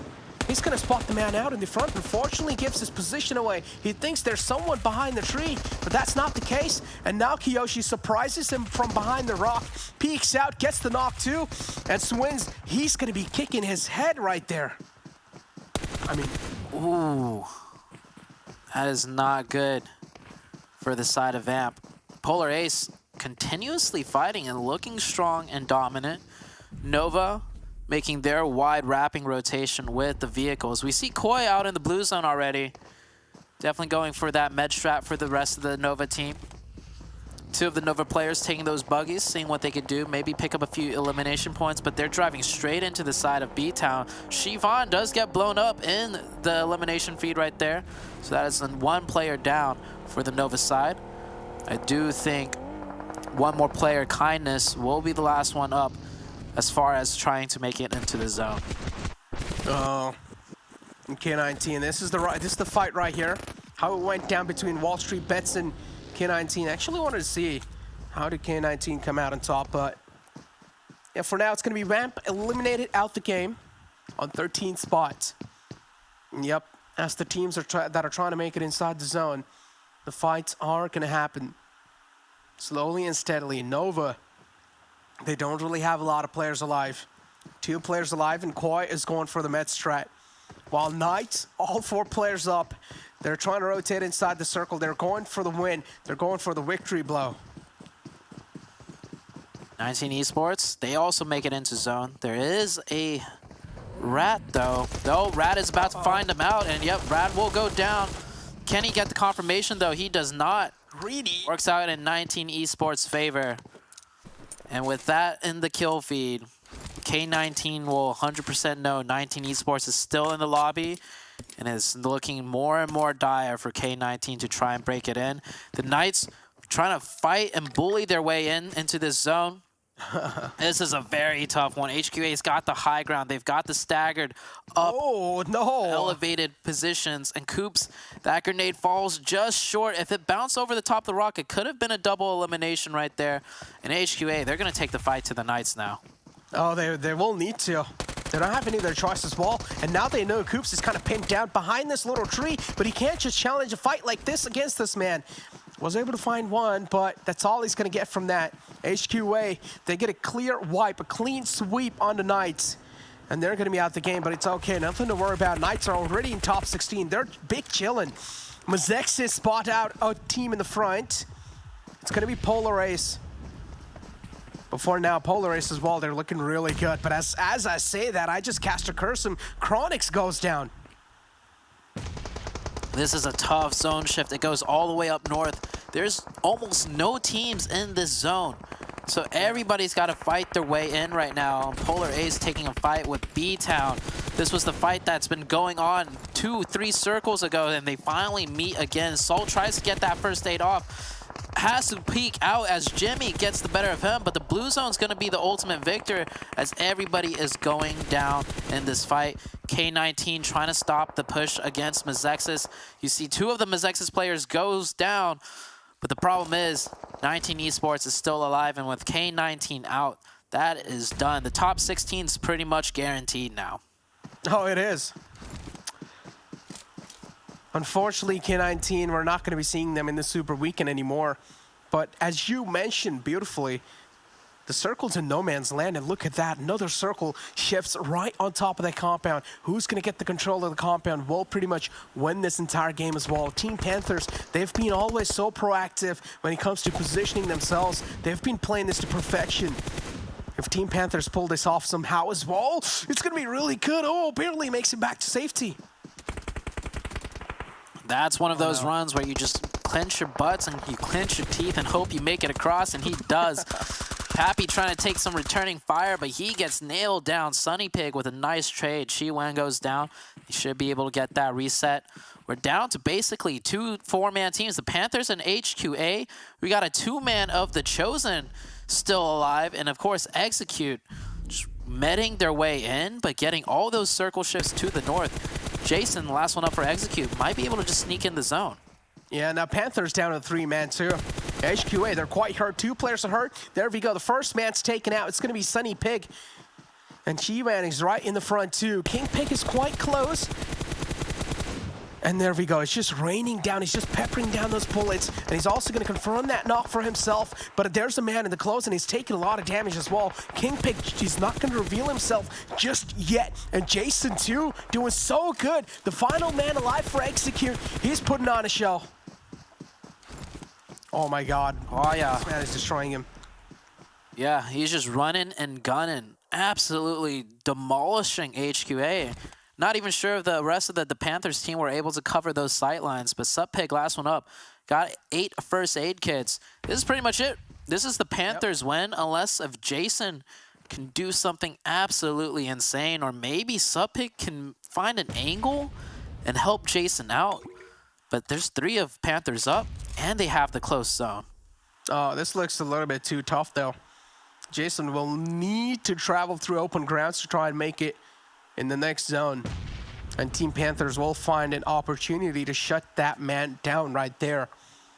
There's no way possible that Subpig is going to be able to get any sight lines onto Team Panthers, because Team Panthers, they're not being overconfident in this one. They're not peeking out their comfort zone. They're sticking to it, but oh, maybe he just will. There you go. We do see Moso in the open, and Subpig might just try and destroy, or might just try and spoil their dreams here. Wait a second, Jason isn't really running into the zone either, though. He is now, but Subpig takes his last few final moment shots and does not connect. Jason caught in a 1v3, and I think Jason goes down, and there we go. The Panthers securing that win in a very strange Sanhok match, I'd have to say. The circles just kept shifting on north, and we saw the effect of that. Nobody was gifted the circles, and everybody had to fight their way in, and the Panthers were the ultimate victors. Oh, there we go. We also do see the heart again. But the Panthers, yeah, one of those teams that have been doing so good, so consistent throughout the entire league play. But now this was the final game of the league play, Zoo. After this game, we're going to be moving on forward in the Super Weekend, which is probably day after tomorrow. Yep, the Super Weekend. The points will reset. Whoever made top 16 will be playing. Teams that were 17th and 20th, well, we will not be seeing them in the Super Weekend. And this is just a small glimpse of what's to come. We questioned some teams, particularly the Knights, right? They were looking a little bit shaky, but they really showed us what they have prepped for the Super Weekend, Necro. Exactly, but it seems like that's going to be it from our side for now, as the league play has came to an end. But don't go anywhere. After this short break, it's going to be the analyst desk breaking things down. But I've been in the field like Suge Knight, and they know this took time. This what a legacy look like. The new season of the PUBG Mobile Campus Series is here. We will have a new format. A full prize of $10,000 in prize pool and gifts. New sponsors. We are back from March 28th to April 17th with 2 qualifying weeks, 1 semi-final, and 2 days of finals. Don't miss your chance to play against the best college teams in the United States and Canada. Register from March 11th to the 24th.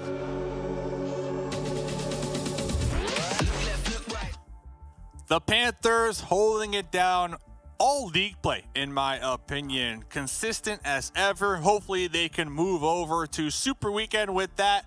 Oh, that's what we're doing. A little hard. Yeah, you got to throw up the Panthers sign. Very good at it.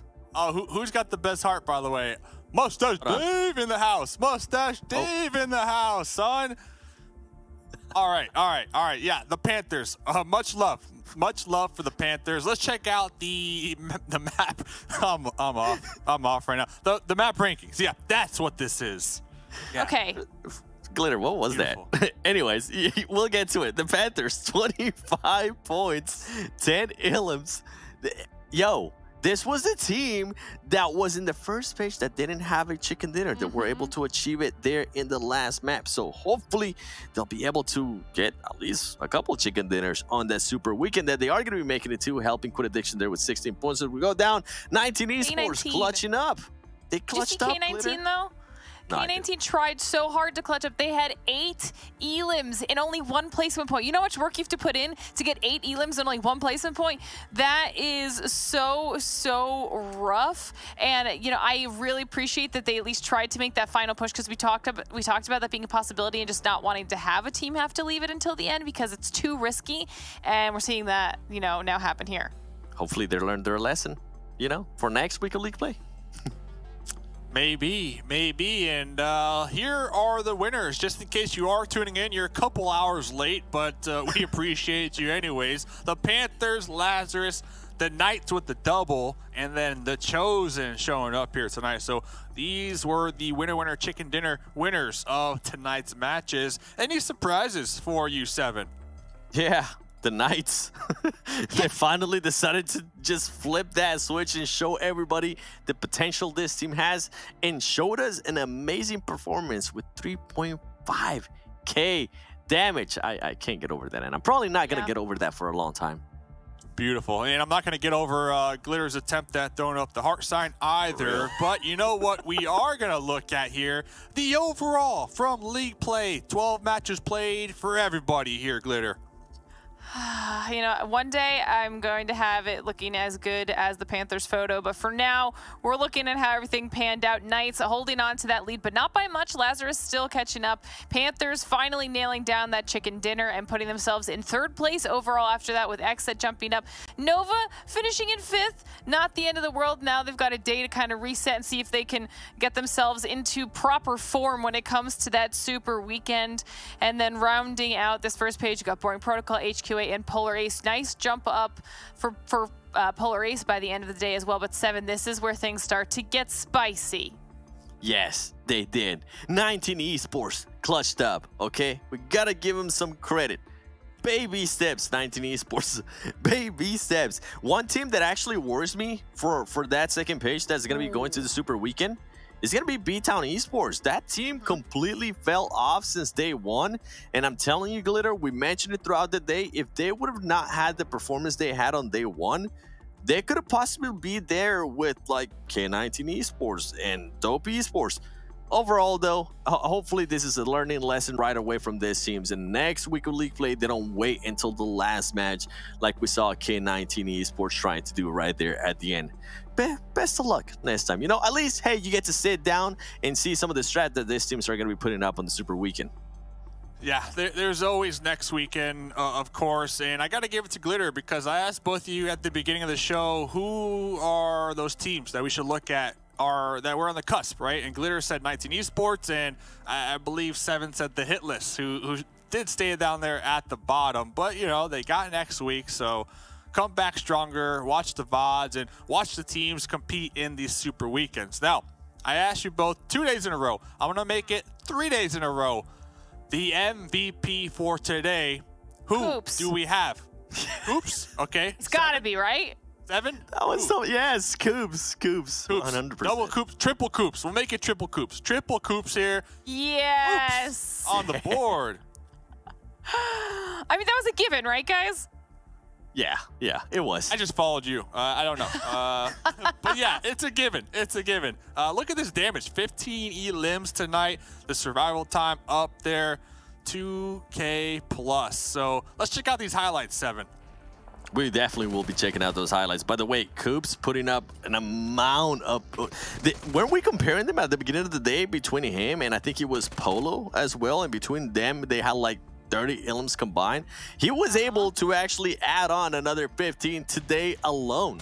That is just absolutely ridiculous considering that he had 15, if I'm not mistaken, or something along there on 2 days. Good job, Coops. This is the Knights. Glitter. And right here, man, I was screaming. I was hoping. I did my Carnage scream the no. I was hoping that he would be able to clutch up that 1v4. It didn't happen though. Coops looking good today. Looking good. I just hope that this 1 day off isn't gonna just put a halt to the momentum. I hope that the Knights can just come in Friday, start super strong, just pop off and really get a solid lead. Something like we kind of saw day one from Nova Esports. They got into the lobby, dominated, but then since then just kind of slid down the overall. Yeah, the goal, top 16, but are we going to see that domination come Super Weekend, Glitter? What do you think? I mean, I hope so. We want more consistency, and you know, we've seen those pop-off performances from Nova in seasons past. We've seen them be able to do something where we're like, oh my god, where did that come from? But then they aren't able to replicate it frequently enough. So it is the first week. We're kind of giving everybody a little bit of a pass here. I mean, we saw Knights have a slow start versus Nova have a hot start, and then Nova fell off, whereas Knights picked it up. Lazarus was kind of consistent on the bookends, and then they had a slower middle day. You know, so it's still up in the air, but I will always still be a Nova fan regardless. Just in case you forgot, by the way. The Knights, okay, thank you very much. We got 7, we got Hot Dukes, Necro in. Of course, they're in the middle of myself, but all seriousness, like Glitter did pick Nova, they did qualify, and they had an amazing day number 1. Now, a team that was cutting it close was Zute's The Chosen here, 7. They were able to pick it up. I even mentioned it earlier in the day. They had a horrible day 1 performance, but they started going on an uptrend and they kind of continued that, right? Something that I did wanted to mention with Nova, Glitter, and I'm just going to be steering that pot. I'm just going to continue to do that, okay? I want to see Ren. Where is he? This was one of the best players last season. It's crazy to me that he's currently sitting on the bench. I hope we see some kind of changes because I feel like that's a player that has so much potential and definitely needs to showcase this here on the PMPL. And ladies and gentlemen, if you're seeing right now, this is a tournament schedule. We are going to be back the 25th. And then after that, it's going to be pretty much every weekend. So if you have any plans, if you are underage and your parents tell you you got to go somewhere, tell them no. Tell them I got plans. Just kidding. Don't do that. But tell them, hey, I need to watch the PMPL NA, okay? 7 told me to. Yeah. And then they say, who's 7? Oh, some guy on the internet. Okay, yeah, some guy on the internet told me. So that's it. Any final thoughts here, Glitter? It's you know what? Great first week, but I'm ready for the Super Weekend. Let's get this going. All right, let's get it going. 7, real quick. I'm gonna be looking at the Panthers, okay? I want to see what the Panthers got. Poppy's on that team. I got to back up my boy. We love Poppy. All right. Well, shout out to both of you. Shout out to Zute and Necro on the casting chops. Mustache Dave going to be clocking out here from host duty. Keep playing PUBG Mobile and see you Friday for the first Super Weekend.